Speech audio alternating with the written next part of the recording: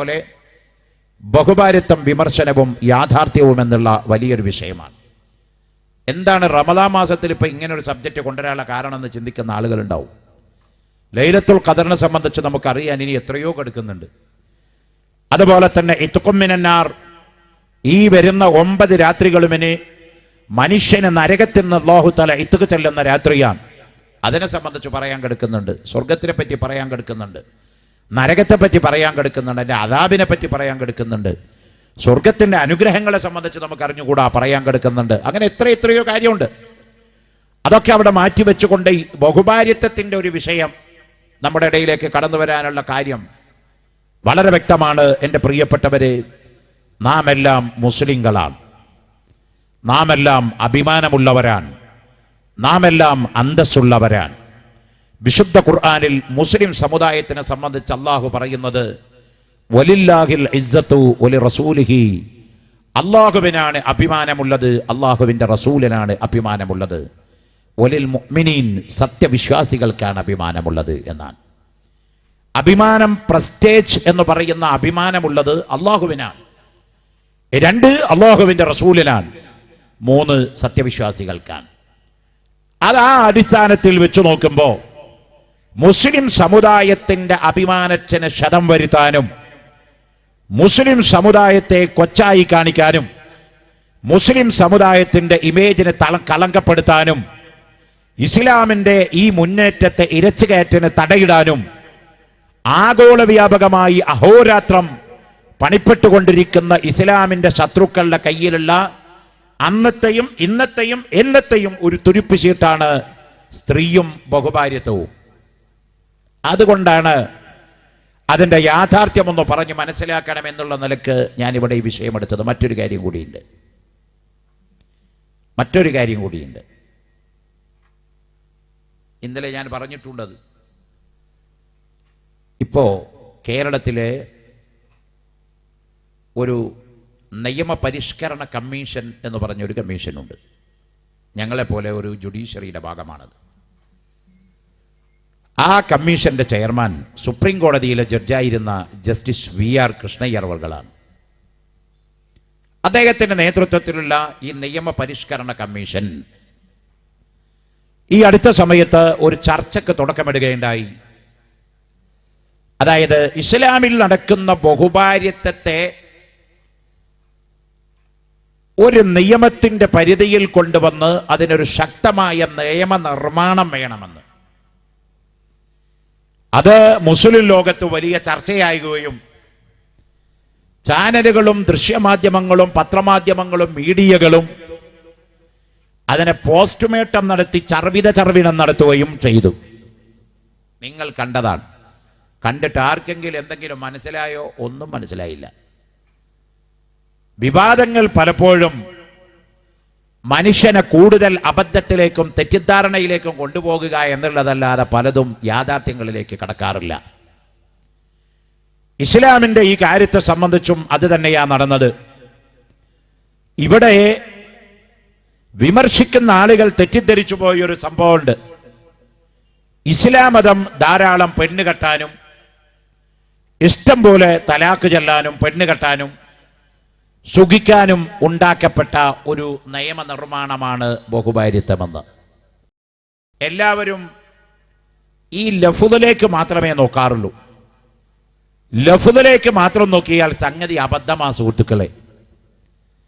വിശുദ്ധ ഖുർആൻ ഞാൻ ഇന്നലെ പറഞ്ഞിട്ടുണ്ട്, ബുദ്ധിയുള്ള ആളുകൾക്ക് മാത്രം ഗ്രഹിക്കുന്ന ഗ്രന്ഥ. കാരണം ഏറ്റവും വലിയ ബുദ്ധിമാന്റെ വാക്കാണ് ഖുർആൻ. ഏറ്റവും വലിയ ബുദ്ധിമാൻ അല്ലാഹു റബ്ബുൽ ഇസ്സത്താണ്. അതുകൊണ്ടാണ് അല്ലാഹു അവന്റെ ഖുർആനിൽ പറഞ്ഞതും ഇന്ന ഫീ ഖൽഖിസ് സമാവാതി വൽ അർളി വഖ്തിലാഫിൽ ലൈലി വൻ നഹാരി ലആയാത്തിൻ ലിഉലിൽ അൽബാബ്. നിശ്ചയം ആകാശഭൂമിയെ പടച്ചതിലുണ്ട്, സൃഷ്ടിച്ചതിലുണ്ട്. വഖ്തിലാഫിൽ ലൈലി വൻ നഹാരി, രാവ് പോയി പകല് വരുന്നതിലും പകല് പോയി രാവ് വരുന്നതിലുമുണ്ട്. ലായാത്തിൻ, ചില ദൃഷ്ടാന്തങ്ങളുണ്ട്. ആർക്ക്? ലിഉലിൽ അൽബാബ്, ചിന്തിക്കുന്ന ജനങ്ങൾക്ക്. വെറുതെ അല്ല പകലുണ്ടാകുന്നത്, വെറുതെ അല്ല രാത്രി ഉണ്ടാവുന്നത്. പകലുണ്ടാകുന്നത് എല്ലാവർക്കും സൂര്യ വെളിച്ചം കണ്ടിട്ട് സുഖമായിട്ട് നടന്നു പോകാനും, രാത്രി ഉണ്ടാകുന്നത് ഈ ടോർച്ചും ലൈറ്റും ഒക്കെ ഇലക്ട്രിസിറ്റിക്കാർക്ക് പണി ഉണ്ടാക്കാനും അല്ല. ഖുർആനിൽ അല്ലാഹു പറഞ്ഞത് ഇന്ന ഫീ ഖൽഖിസ് സമാവാതി വൽ അർളി വഖ്തിലാഫിൽ ലൈലി വന്നഹാർ, നിശ്ചയം ആകാശഭൂമികളെ പടച്ചതിലും ദിനരാത്രങ്ങൾ മാറി മറിഞ്ഞു വരുന്നതിലും രാവ് മാറുന്നതിലും പകല് വരുന്നതിലും ലായാത്തിൽ ഉലുൽ അൽബാബ്, ചിന്താശക്തിയുള്ള ജനങ്ങൾക്ക് അത്ഭുതമുണ്ട് ജനങ്ങളെ, അതുകൊണ്ട് ചിന്തിക്കൂ. ഖുർആനിൽ 100 ചില്ലാനം സ്ഥലത്ത് അല്ലാഹു പറഞ്ഞത് അഫലാ തഅഖലൂൻ അഫലാ യൻളുറൂൻ അഫലാ യുബ്സിറൂൻ, ചിന്തിക്കാനാ. 100 ചില്ലാനം സ്ഥലത്താ ഖുർആനിൽ ഈ പരാമർശം പറഞ്ഞത്. നിങ്ങൾ ചിന്തിക്കണില്ലേ? നിങ്ങൾ ആലോചിക്കണില്ലേ? നിങ്ങൾ കേൾക്കണില്ലേ? നിങ്ങൾ നോക്കണില്ലേ? നിങ്ങൾ അറിയണില്ലേ? അല്ലാണ്ട് അറിയില്ലാണ്ടാ. ഇതെന്താ സംഭവം എന്നറിയോ? ഒരു ഉണർത്തല, ചിന്തിക്കുക എന്നുള്ളതാണ്. വെറുതെ വായിച്ചു പോയാൽ ഖുർആനെ പറ്റി ഒന്നും മനസ്സിലാവില്ല. അതുകൊണ്ട് ചിന്തിക്കണം, വായിച്ചിട്ട് ചിന്തിക്കണം. എന്നിട്ട് മനസ്സിലാകുന്നില്ലെങ്കിലോ പരിശുദ്ധ ഖുർആൻ തന്നെ അതിന്റെ ബദൽ സജക്ഷൻ നമ്മളോട് പറഞ്ഞു തരുന്നു. നിങ്ങൾക്കൊരു വിഷയം വിവരമില്ലെങ്കിൽ വിവരമുള്ളവരോട് നിങ്ങൾ ചോദിച്ചു മനസ്സിലാക്കാനുള്ള വിവരം നിങ്ങൾക്ക് വേണം. നിങ്ങൾക്കൊരു വിവരമില്ലെങ്കിൽ ഫസ്അലു അഹ്ല ദിക്രി ഇൻ കുൻതും ലാ തഅലമൂൻ, നിങ്ങൾക്ക് വിവരമില്ലെങ്കിൽ വിവരമുള്ളവരോട് പോയി ചോദിക്കുക. അപ്പൊ ആ ഖുർആൻ, ആ ഇസ്ലാം ഒരു കാര്യം ഇവിടെ പറഞ്ഞാൽ അത് ബുദ്ധി ഉപയോഗിച്ച് വളരെ അഗാധമായ പഠനം നടത്തി, ആഴത്തിലുള്ള പഠനം നടത്തിയിട്ട് ഇസ്ലാമിന്റെ കാര്യങ്ങളെ സംബന്ധിച്ചൊരു വിധി പ്രഖ്യാപിക്കാവൂ. ഇവിടെ എല്ലാ വിഷയത്തിലും ഇസ്ലാമിന്റെ വിമർശകന്മാർക്ക് പറ്റുന്ന അബദ്ധം ഈ വിഷയത്തിലും പറ്റിപ്പോയി. മോനെ കൊടുക്ക്. നോമ്പിനെ പറ്റിയാണ് പറഞ്ഞിട്ടുണ്ടല്ലോ. പണ്ട് ചേകന്നൂർ മൗലവി കൊണ്ടൊരു ഒരു മനുഷ്യനുണ്ടായിരുന്നു. അപ്പോൾ അയാളെ കാണാനില്ല. അള്ളാഹു ആലം എവിടെ പോയി എന്ത് പോയി നിലാത്തുമ്പോൾ ഒല വാലായിട്ട് കിടക്കുക. അപ്പൊ അയാള് പണ്ട് അയാളുടെ പ്രസംഗത്തിൽ ഉദ്ധരിച്ചിരുന്ന കാര്യം ഉണ്ടായിരുന്നു. ഈ നോമ്പ് എന്ന് പറഞ്ഞ സംഭവം അള്ളാഹു തആല നിർബന്ധമാക്കിയത് നമുക്കൊന്നല്ല. ആരെ? മൗലവിയുടെ വാദ.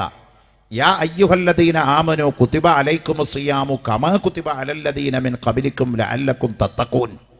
വിശുദ്ധ ഖുർആനിൽ അള്ളാഹു ഈ പറഞ്ഞ ആയത്തിൽ സത്യവിശ്വാസികളെ നോമ്പ് നിങ്ങൾക്ക് പ്രദാക്കപ്പെട്ടു, കമാ കുതിബ അലല്ലദീന മിൻ ഖബലിക്കും, നിങ്ങളുടെ മുൻഗാമികൾക്ക് പ്രദാക്കപ്പെട്ട പോലെ നിങ്ങളും റമദാൻ മാസത്തിൽ നോമ്പ് വ്രതം അനുഷ്ഠിക്കണം എന്ന് ഖുർആനിൽ അല്ലാഹ് പറഞ്ഞല്ലോ. ഇതിനെ ആ വിവാദ മൗലവി പറഞ്ഞത്, ഈ നോമ്പ് ഫർളാക്കാൻ റസൂലുള്ള അള്ളാഹിനോട് പറയാനുള്ള കാരണം സൗദി അറേബ്യയിലുള്ള അറബികൾ ഈ ചിക്കനും മട്ടൻ്റെയും പുറമെ ഒട്ടകവും ഒട്ടകത്തിൻ്റെ പാലും, ഒട്ടകത്തിൻ്റെ ഇറച്ചിയും ഒട്ടകത്തിൻ്റെ പാലും നല്ല ഫാറ്റുള്ള സാധന, കൊളസ്ട്രോൾ കൂട്ടുന്ന സാധന. ഈ ഫാറ്റുള്ള സാധനം കൂടുതൽ ഭക്ഷിച്ചാൽ ശഹ്വത്ത് കൂടും, വികാരം കൂടും. അതുകൊണ്ട് അറബികളുടെ ഏറ്റവും വലിയ വീക്ക്നെസ് ഒന്ന് പെണ്ണും ഒന്ന് കല്ലുമായിരുന്നു. കല്ലും പെണ്ണുമില്ലാതെ അറബികൾക്ക് ഉറങ്ങാൻ പറ്റില്ല. അത് വളരെ കറക്റ്റാ. ഒരു അറബി കവി, മരിക്കാൻ പോകുന്ന ഒരു അറബി കവി മരണസമയത്ത് അയാൾ വസിയ്യത്ത് എഴുതി വെച്ചു. അയാൾ വസിയ്യത്ത് എഴുതി വെച്ചത് എന്താണെന്നറിയോ? ഞാൻ മരിച്ചാൽ നിങ്ങൾ ബൈത്തുൽ മുഖദ്ദസിൽ കൊണ്ടുപോയി എൻ്റെ കബറടക്കം നടത്തണമെന്നല്ല, ഞാൻ മരിച്ചാൽ മക്കത്തോ മദീനയിലോ കബറടക്കണമെന്നല്ല. അയാൾ മരണപത്രം, വിൽപത്രം എഴുതി വെച്ചത്, ഞാൻ മരിച്ചാൽ നിങ്ങൾ എവിടെ എന്നെ കബറടക്കിയാലും ആ കബറിന്റെ മുകളിൽ ഒരു മുന്തിരിയുടെ വള്ളി നട്ടുപിടിപ്പിക്കണം. എന്റെ കബറിന്റെ മുകളിൽ ഒരു മുന്തിരിയുടെ വള്ളി നട്ടുപിടിപ്പിക്കണം. എന്തിനാണത്? ഞാൻ മരിച്ചു കബറിൽ കിടക്കുമ്പോഴും ഈ മുന്തിരിവള്ളിയുടെ അടിഭാഗത്തുനിന്ന് വരുന്ന മുന്തിരിച്ചാറ് കുടിച്ച് കബറിൽ കിടന്ന് എനിക്കൊരു സ്മോൾ അടിച്ച് ബിഗ് അടിച്ച് ലാർജ് അടിച്ച് കിടക്കാമല്ലോ. എടാ, കബറിൽ കിടക്കുമ്പോഴും എനിക്ക് കല്ല് കുടിച്ചുകൊണ്ട് ഉന്മാദാവസ്ഥയിൽ കിടക്കാമല്ലോ. അതുകൊണ്ട് ചത്തുപോയ എന്റെ കബറിന്റെ മോളില് ഒരു മുന്തിരിയുടെ വള്ളി നട്ടുപിടിപ്പിക്കണമെന്ന് എഴുതി വെച്ച മദ്യപാനന്മാരുടെ നേതാക്കളുള്ള രാജ്യം. അറബികൾക്ക് ഉറക്കം വരാത്ത സാധനമായിരുന്നു കല്ലും പെണ്ണും, അല്ലേ? ഇന്ന് ലോകത്തിന്റെ വീക്ക്നെസ് അറബികളുടെ മണ്ണത്തെ വീക്ക്നെസ് തന്നെയായിരുന്നു. പെണ്ണിന്റെ കാര്യത്തിൽ അവരൊരു എക്സ്ക്യൂസിനും തയ്യാറല്ല. ഇസ്ലാം വരുന്നതിന് മുമ്പ് പെണ്ണിന് വേണ്ടി ചാടിക്കളിക്കുന്ന ആൾക്കാരുണ്ടല്ലോ ഇപ്പോൾ അവിടെ. ഞങ്ങളിവിടെ വന്നിട്ടില്ലെങ്കിൽ പെണ്ണുങ്ങൾക്ക് ഇവിടെ ഉണ്ടായിരുന്നില്ല പറഞ്ഞിട്ട് ആകെ തലയിലേറ്റി കിടക്കണ കുറെ സുഗതകുമാരി മുതൽ സുഗതകുമാരി വരെയുള്ള ആൾക്കാരുണ്ട്. അവരോട് നമുക്കൊന്ന് ചോദിക്കാം, 1400 വർഷങ്ങൾക്ക് മുമ്പുള്ള ചരിത്രം ഒന്ന് വിശകലനം ചെയ്യാൻ നിങ്ങൾ തയ്യാറുണ്ടോ? 1400 വർഷങ്ങൾക്ക് മുമ്പ് പെണ്ണിന്റെ അവസ്ഥ ലോകത്തെന്തായിരുന്നു? 2000 കൊല്ലങ്ങൾക്ക് മുമ്പ് ജീവിച്ച് മരണപ്പെട്ടു പോയ മനു എന്ന് പറയുന്ന ഒരു മഹർഷി, അയാൾ നബിയാണെന്ന് എഴുതി വെച്ച ആളുകളുണ്ട്. മനു മഹർഷി നബിയാന്ന് പറഞ്ഞു പോയിട്ടുണ്ട് ചില ആളുകൾ. കാരണം ആയിരിക്കാം ചിലപ്പോൾ വേദങ്ങളിൽ പറഞ്ഞ പലരും ഖുർആനിൽ വരുമ്പോൾ നബിയ, ബൈബിളിൽ പറഞ്ഞ പലരും നമ്മുടെ ഖുർആനിൽ നബി തന്നെ. ഈ പേരിൻ്റെ വ്യത്യാസം പലയിടത്തുണ്ട്. ഇപ്പോൾ ഖുർആനിൽ പറയുന്ന ദാവൂദ് നബി അലൈഹിസ്സലാം, ബൈബിളിൽ ദാവീദ. ഖുർആനിൽ പറയുന്ന മൂസാ നബി അലൈഹിസ്സലാം, ബൈബിളിൽ മോശെ. ഖുർആനിൽ പറയുന്ന സക്കരിയ നബി അലൈഹിസ്സലാം, ബൈബിളിൽ സക്കറിയെ. ഖുർആനിൽ പറയുന്ന യൂസുഫ് നബി അലൈഹിസ്സലാം, ബൈബിളിലെ ജോസഫ. കണ്ട, ഖുർആനിൽ പറയുന്ന നൂഹ് നബി അലൈഹിസ്സലാം, ബൈബിളിലെ നോഹെ. അപ്പൊ അങ്ങനെ തുടങ്ങി അതിന് പേരിലുള്ള വൈരുദ്ധ്യം ഉണ്ടാകുക. ആ അടിസ്ഥാനത്തിലാണ് ഒരു ഇസ്ലാമിക ചരിത്രകാരകൻ എഴുതി വെച്ചു ശ്രീരാമനും നബി ആയിരിക്കാൻ സാധ്യതയുണ്ട്. അങ്ങോട്ട് പോയിട്ടില്ല നമ്മൾ. കാരണം 2,24,000 നബിമാര് ലോകത്തല്ല പറഞ്ഞയച്ചു എന്ന് അബീദർ റളിയല്ലാഹു അൻഹുവിന്റെ ഹദീസിലുണ്ടെങ്കിൽ പരിശുദ്ധ ഖുർആനിൽ ആകെ നബിമാരുടെ പേര് പറഞ്ഞത് 25 നബിമാരുടെ പേരേ പറഞ്ഞിട്ടുള്ളൂ. ബാക്കി 2,24,000 സംതിങ് എവിടെ? അവരുടെ പേര് എണ്ണി പഠിക്കൽ നമുക്ക് നിർബന്ധമില്ലെങ്കിൽ അവർ ചരിത്രത്തിലുണ്ടല്ലോ. എൻ്റെ വിഷയം അതല്ലാത്തത് കൊണ്ട് ഞാൻ അങ്ങോട്ട് വല്ലാതെ മെറിറ്റിലേക്ക് കിടക്കുന്നില്ല. ഏതായാലും മനു എന്ന് പറഞ്ഞൊരു മഹർഷി 2000 കൊല്ലം മുമ്പോടെ ജീവിച്ചു പോയി. ആ 2000 കൊല്ലം മുമ്പ് ജീവിച്ച മനു ഒരു ശ്ലോകം എഴുതി വെച്ചു. അതിൻ്റെ പേര് മനുസ്മൃതി എന്ന. മനുസ്മൃതി അത് ഇന്നും കിട്ടും. നിങ്ങൾ സംസ്കൃതത്തിൻ്റെ ഗ്രന്ഥങ്ങൾ വെക്കുന്ന പുസ്തകശാലയിൽ പോയിച്ചൊരു മനുസ്മൃതി വേണമെന്ന് പറഞ്ഞാൽ അടുത്ത് തരും മോനെ. ആ മനുസ്മൃതിയിൽ നിങ്ങൾ വായിച്ചു നോക്കിയാൽ കാണാം പെണ്ണിൻ്റെ അവസ്ഥ എന്തായിരുന്നോന്ന്. വളരെ വ്യക്തമായി സംസ്കൃതത്തിൽ ഇതിൽ എഴുതി വെച്ചു. പിതോരക്ഷിത കൗമാരേ ഭർത്തോരക്ഷിത യൗവനെ പുത്രോരക്ഷിത വാർദ്ധക്യ ന സ്ത്രീ സ്വാതന്ത്ര്യമർഹതി. ഇതായിരുന്നു പെണ്ണ്. ആ മനുവിനെ പണ്ട് എഴുതി വെച്ചത്. വേദങ്ങൾ ശ്രവിക്കുന്ന ശൂദ്രന്റെ കാതിലീയം ഒഴിക്കണമെന്നുള്ള ശ്രേഷ്ഠമാം മനുസ്മൃതി കാട്ടിലേക്കെറിയുവിൻ അല്ലെങ്കിൽ കരിക്കുവീൻ. താമജാതിക്കാരനായ ചെറമച്ചക്കൻ പോയി രാമായണം കേട്ടാൽ ആ രാമായണം കേട്ട ചെറമന്റെ ചവിട്ടിൽ ഈയം മുരിക്ക് ഒഴിച്ചിട്ട് അവന്റെ കാത് അടച്ചു കളയണമെന്ന് പറഞ്ഞ സവർണാധിപത്യം, ഫോർവേഡ് കാസ്റ്റിന്റെ ആധിപത്യം, സവർണാധിപത്യം, ആ സവർണന്മാർക്ക് വേണ്ടി അവർക്ക് വേണ്ടി ഗ്രന്ഥരചന നടത്തിയ ആളാ മനു. ആ മനു പാടി പിതോ രക്ഷിത കൗമാരെ, ചെറുപ്രായത്തിൽ പെണ്ണിനെ നോക്കാൻ പിതോ വാപ്പുണ്ട്. ഭർത്തോ രക്ഷിത യൗവനെ, യൗവനപ്രായത്തിൽ പെണ്ണിനെ നോക്കാൻ ഭർത്താവുണ്ട്. പുത്രോ രക്ഷിത വാർദ്ധക്യ, വയസ്സാകുന്ന സമയത്ത് പെണ്ണിനെ നോക്കാൻ പുത്രന്മാരുണ്ട്. അതുകൊണ്ട് ന സ്ത്രീ സ്വാതന്ത്ര്യമർഹതി, ഇതിന്റെ അപ്പുറത്ത് പെണ്ണിന് ഒരു സ്വാതന്ത്ര്യം കൊടുക്കാൻ പാടില്ല. കണ്ട, ഇതാണ് ഇവിടെ ഉള്ളത്. ഇതിവിടെ നിലനിൽക്കുമ്പോഴാണ് 1400 കൊല്ലങ്ങൾക്ക് മുമ്പേ ബഹുമാനപ്പെട്ട അഷ്റഫുൽ ഖൽഖ് മുഹമ്മദ് റസൂലുള്ളാഹി തങ്ങൾ ജനനം ചെയ്യുന്നത്. അള്ളാഹുവിന്റെ റസൂൽ ഇസ്ലാം മതം പൂർത്തീകരിക്കാൻ വേണ്ടി നിയുക്തരാകുന്ന പ്രവാചകരാ. വിശുദ്ധ ഖുർആനിൽ പറഞ്ഞില്ലേ റസൂലുള്ളാഹി ആരാ? മാ കാന മുഹമ്മദുൻ അബാ അഹദിൻ മിൻ റിജാലിക്കും വലാകിൻ റസൂലുള്ളാഹി വഖാതിമുൻ നബിയീൻ. മുഹമ്മദ് നബി കേവലം ഒരു നബിയല്ല. ഖുർആൻ പറഞ്ഞു മാ കാന മുഹമ്മദുൻ അബാ അഹദിൻ മിൻ റിജാലിക്കും. മുഹമ്മദ് നബി സല്ലല്ലാഹു അലൈഹി വസല്ലം നിങ്ങൾ ആരുടെയും വാപ്പയല്ല, ലോക്കൽ ഗാർഡിയനും അല്ല, രക്ഷിതാവും അല്ല. വലാകിൻ റസൂലുള്ളാഹ്. പിന്നെ മുഹമ്മദ് നബി ആരാ? വലാകിൻ റസൂലുള്ളാഹ്, അള്ളാന്റെ റസൂലാ. തീർന്നില്ല. വഖാതിമുൻ നബിയീൻ, 2,24,000 പ്രവാചകന്മാര് ലോകത്ത് കൊണ്ടുവന്ന മഹിതമായ ഇസ്ലാം മതം. ആ ഇസ്ലാം മതത്തെ സമാപനം കുറിക്കാൻ വേണ്ടി അല്ലാഹു തആല പറഞ്ഞയച്ച അന്ത്യപ്രവാചകരാണ് അഷ്റഫുൽ ഖൽഖ് മുഹമ്മദ് റസൂലുള്ളാഹി. അപ്പൊ മുഹമ്മദ് നബിയോട് കൂടെ മോനെ കൊടുക്ക് അവിടെ നിന്ന് ഒന്നും വരാൻ പോണില്ല എന്ന്. ഞാൻ അങ്ങോട്ട് തിരിഞ്ഞിട്ടല്ലേ ഇരിക്കുന്നു, ഞാൻ അങ്ങോട്ട് തിരിഞ്ഞിട്ടാലോ ഇരിക്കുന്നു. അപ്പൊ അവിടുന്ന് ഒന്നും കൂടി വരില്ല. വരുന്നുണ്ടെങ്കിൽ ഞാൻ വേണമെങ്കിൽ പറയാ ഒരു സാധനം വരുന്നുണ്ട് വേദനിച്ചോ എന്ന് പറയാം. ഇവിടുന്ന് എങ്ങാനും വല്ലതും വരുന്നുണ്ടെങ്കിൽ നിങ്ങൾ പറഞ്ഞാൽ മതി, ഞാൻ അങ്ങോട്ട് നോക്കണില്ലല്ലോ. തന്നെയല്ല, ഇസ്ലാം മതം വളരെ പ്രാക്ടിക്കലായ, ഞാൻ പറഞ്ഞല്ലോ സമ്പൂർണ്ണ മതമാണ്. റസൂലുള്ളാഹി സ്വല്ലല്ലാഹു അലൈഹി വസല്ലം പറഞ്ഞു, ഒരു മുസ്ലിം മറ്റൊരു മുസ്ലിമിൻ്റെ, ഒരു സഹോദരൻ മറ്റൊരു സഹോദരൻ്റെ, ഒരു സഹോദരൻ മറ്റൊരു സഹോദരനോട് അഭിമുഖമായി സംസാരിക്കുന്ന സമയം അയാൾ പെട്ടെന്ന് തലവലിച്ച് പുറകോട്ട് വലിച്ചു കളയരുത്, അത് ഹറാമാണ് എന്നാണ്. കാരണം ആ സഹോദരൻ്റെ മനസ്സിലൊരു തെറ്റായ ചിത്രം ഉണ്ടാവും. ഒന്നിരിക്കും എൻ്റെ സംസാരം ഇഷ്ടപ്പെടാഞ്ഞിട്ടാവുമെന്ന് ഞാൻ ചിന്തിക്കും. അല്ലെ അടുത്ത് നിന്നാ സംസാരിക്കുന്നെങ്കിൽ എൻ്റെ വായയുടെ നാറ്റം സ്മെല്ല് പിടിക്കാഞ്ഞിട്ടാ തലതിരിച്ചതെന്ന് ചിന്തിക്കാം, പലതും ചിന്തിച്ചു പോകാം. അതൊരു സഹോദരൻ്റെ മനസ്സിലുണ്ടാക്കുന്ന തെറ്റായ ധാരണയാണ്. ഇസ്ലാം മതം സാഹോദര്യത്തിന് ഏറ്റവും വില കൽപ്പിച്ച മതമാണ്. ഇന്നമൽ മുഅ്മിനൂന ഇഖ്വാ, India is my country, India എൻ്റെ രാജ്യമാണ്, ഇന്ത്യയിലുള്ള എല്ലാവരും എൻ്റെ സഹോദരീ സഹോദരന്മാരാണ്. ആ സഹോദരന്റെ കൺസെപ്റ്റിലല്ല ഇഖ്വാ എന്ന് പറഞ്ഞ ആ അറബി വാചകത്തിന്റെ അർത്ഥം ഡിക്ഷണറി എടുത്ത് പരിശോധിച്ച് നോക്കിയാൽ കാണാം. ഇന്നമൽ മുഅ്മിനൂന ഇഖ്വാ, മുസ്ലിങ്ങളൊക്കെ സഹോദരീ സഹോദരന്മാരാണെന്ന് പറഞ്ഞതിന്റെ അർത്ഥം രക്തബന്ധമുള്ള സഹോദരീ സഹോദരന്മാർ എന്നാണ് കേട്ടോ. വലിയ അർത്ഥമാണ് അതിന്. അതും നമ്മുടെ വിഷയത്തിൽ പെടാത്തത് കൊണ്ട് കടന്നു വന്നപ്പോൾ ഒന്ന് പറഞ്ഞു പോയിന്നല്ലോ, ആവട്ടെ. അപ്പൊ ഇവിടെ നമ്മൾ വളരെ ഗൗരവമായി ചിന്തിക്കണം. ഇസ്ലാം മതം ഒരു പരിപൂർണ മത, അതിന് എല്ലാത്തിനും നിയമമുണ്ട്. ആ പരിപൂർണ മതത്തിന്റെ പൂർത്തീകരണത്തിന് വേണ്ടി നിയുക്തരായ പ്രവാചകരാണ് അഷ്റഫുൽ ഖൽഖ് സല്ലല്ലാഹു അലൈഹി വസല്ലം തങ്ങൾ. ആ തങ്ങൾ ഭൂമിയിൽ ജനിക്കുന്ന സമയത്ത് സ്ത്രീയുടെ അവസ്ഥ എന്തായിരുന്നു? ഖുർആൻ വളരെ വ്യക്തമായി പറഞ്ഞു, വഇദാ ബുശ്ശിറ അഹദുഹും ബിൽ ഉൻസാ ലല്ല വജ്ഹഹു മുസ്വദ്ദൻ വഹുവ കലീം. ഖുർആൻ പറഞ്ഞില്ലേ മോനെ, ഒരു പെണ്ണിനെ പ്രസവിക്കപ്പെട്ടു എന്ന് അറബികൾക്കെങ്ങാനും വല്ല വിവരവും കിട്ടിയ, പ്രസവിക്കപ്പെട്ടു, തൻ്റെ ഭാര്യ പ്രസവിച്ചു, എന്താ പെൺകുഞ്ഞാണെന്നറിഞ്ഞാൽ നല്ല വജികഹു, ഭർത്താവിൻ്റെ മുഖം ഇരുണ്ടുപോകും, കറുത്തുപോകും. അവൻ ഇതിലും വലിയൊരു അഭിമാനക്ഷതം വേറല്ല. ഒരു പെൺകുഞ്ഞിന്റെ വാപ്പയായാൽ ആത്മഹത്യ ചെയ്യലാ നല്ലതെന്ന് വിശ്വസിച്ചിരുന്ന അറബികൾ ഒറ്റ സജക്ഷനെ പിന്നെയുള്ളൂ, ഒന്നിരിക്കൽ ആ പെൺകുഞ്ഞിനെ അങ്ങ് കൊന്നുകളയുക. കൊന്നുകളഞ്ഞവരുടെ പട്ടിക നിരവധിയാണ്. ബഹുമാനപ്പെട്ട ഉമർ ബിനുൽ ഖത്താബ് റളിയല്ലാഹു അൻഹു ഇസ്ലാം മതത്തിലേക്ക് 40ാമത് കയറി വന്ന സ്വഹാബി വര്യനാണ്. ആ ഉമർ ബിനുൽ ഖത്താബ് റളിയല്ലാഹു അൻഹു ഇസ്ലാം മതം സ്വീകരിച്ചതിന്റെ ശേഷം അല്ലാഹുവിന്റെ റസൂലിന്റെ മുമ്പിൽ വന്ന് വിങ്ങിപ്പൊട്ടിക്കരഞ്ഞൊരു സംഭവം ഉണ്ടായി. എന്താ ഉമർ ബിനുൽ ഖത്താബിന്റെ മനസ്സിന്റെ അകത്തുനിന്ന് വിങ്ങിപ്പൊട്ടാനുണ്ടായ കാരണം?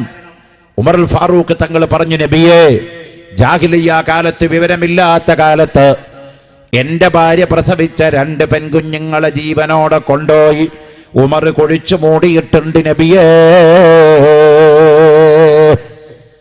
ഏത് ഉമറിനെ പറ്റിയായി പറയുന്നതെന്നറിയോ? ഞാനിവിടെ പലവട്ടം പറഞ്ഞിട്ടുണ്ട് ഉമർ ബിനുൽ ഖത്താബിന്റെ മഹത്വം. ഏത് ഉമറിനെ പറ്റിയായി പറയുന്നത്? ആ ഉമറിനെ പറ്റിയാണ് റസൂലുള്ള പറഞ്ഞത്, ലൗ കാന ബഅദി നബിയ്യുൻ ലകാന ഉമർ ബിനുൽ ഖത്താബ് റളിയല്ലാഹു അൻഹു ലാ നബിയ്യ ബഅദി അന ഖാതിമുൽ അംബിയാഇ വൽ മുർസലീൻ. എന്റെ ശേഷം ഒരു നബിക്ക് വല്ല സാധ്യതയും ഇവിടെയുണ്ടെങ്കിൽ അത് നബിയാവേണ്ടത് ഉമർ ബിനുൽ ഖത്താബാണ്. പക്ഷേ ലാ നബിയ്യ ബഅദി, എന്റെ ശേഷം നബി വരുന്നില്ല. അന ഖാതിമുൽ അംബിയാഇ വൽ മുർസലീൻ, ഞാൻ അവസാനത്തെ പ്രവാചകനാണ്. അപ്പൊ നബിയാവാനുള്ള സർവ്വയോഗ്യതയുമുള്ള ഉമർ ബിനുൽ ഖത്താബ് ഇസ്ലാം മതത്തിലേക്ക് വരുന്നതിന് മുമ്പേ തൻ്റെ ഭാര്യ പ്രസവിച്ചു പോയ 2 ചോര കുഞ്ഞുങ്ങളെ ജീവനോടെ കുഴിച്ചു മൂടി. നബിയെ, എനിക്കല്ല മാപ്പ് തരുമോ? മരണം വരെ ആലോചിച്ച് കരഞ്ഞുപോയി ഉമർ ബിനുൽ ഖത്താബ്. ചരിത്രത്തിന്റെ നിഘണ്ടുവിലേക്ക് നിങ്ങൾ പോകണം, എന്നിട്ടേ ഇസ്ലാമിനെ വിലയിരുത്താവൂ. അരി എത്രയെന്ന് ചോദിക്കുമ്പോൾ അന്യായി എന്ന് പറയുന്ന ആ മറുപടി സംതൃപ്തമല്ല കേട്ടാ. ചരിത്രത്തിന്റെ ആഴത്തിലിറങ്ങി നിങ്ങൾ പഠിക്കണം. പെണ്ണ് ആരായിരുന്നു, എന്തായിരുന്നു, എവിടെയായിരുന്നു? പെണ്ണിനെ പ്രസവിച്ചു എന്ന് പറഞ്ഞാൽ മുഖം ചുളിക്കുന്ന വാപ്പ, കിടക്കപ്പായിൽ വെച്ച് ജീവനോട് താൻ പ്രസവിച്ച കുട്ടിയെ കൊന്നുകളയുന്ന ഉമ്മ. ഇന്ന് പെൺകുഞ്ഞിനെ കൊല്ലുന്നുണ്ട്, പക്ഷേ ആ കൊല്ലലല്ല ഇന്ന് കൊല്ലുന്നത്. ഇത് ജീവനോടെ പ്രസവിച്ചാൽ ചെയ്യുന്നത് ഒന്നിരിക്കെ കൊണ്ടുപോയി കുപ്പത്തൊട്ടിയിലിടുക, അതല്ലെങ്കിൽ അബോഷനാക്കി കളയാൻ. പക്ഷേ അന്ന് അതല്ലായിരുന്നു. പ്രസവിച്ച ഉടനെ പ്രസവിച്ച മാതാവ് തന്നെ ആ കുട്ടിയുടെ കരണഞരം പൊടിച്ചുകൊണ്ട് കോഴിയെ കൊല്ലുന്ന പോലെ കൊന്നുകളയാ. മാതാവിനും വേണ്ട പെൺകുഞ്ഞിന്, പിതാവിനും വേണ്ട പെൺകുഞ്ഞിങ്ങനെ. ഇസ്ലാമിക ചരിത്രം പരിശോധിച്ച് നോക്കിയാൽ കാണാം. ദഹിയത്തുൽ ഖൽബ് എന്ന് പറഞ്ഞൊരു സഹാബി ഉണ്ടായിരുന്നു. ദഹിയത്തുൽ ഖൽബ് ഇസ്ലാം മതത്തിലേക്ക് കയറി വന്ന മനുഷ്യനാ ദഹിയത്തുൽ ഖൽബ് റളിയല്ലാഹു അൻഹു. ജാഹിലിയ്യ കാലം 40 ഭാര്യമാരുണ്ടായിരുന്നു ദഹിയത്തുൽ ഖൽബിന്. എന്നാ ചരിത്രം പറയുന്നത് 40 ഭാര്യ.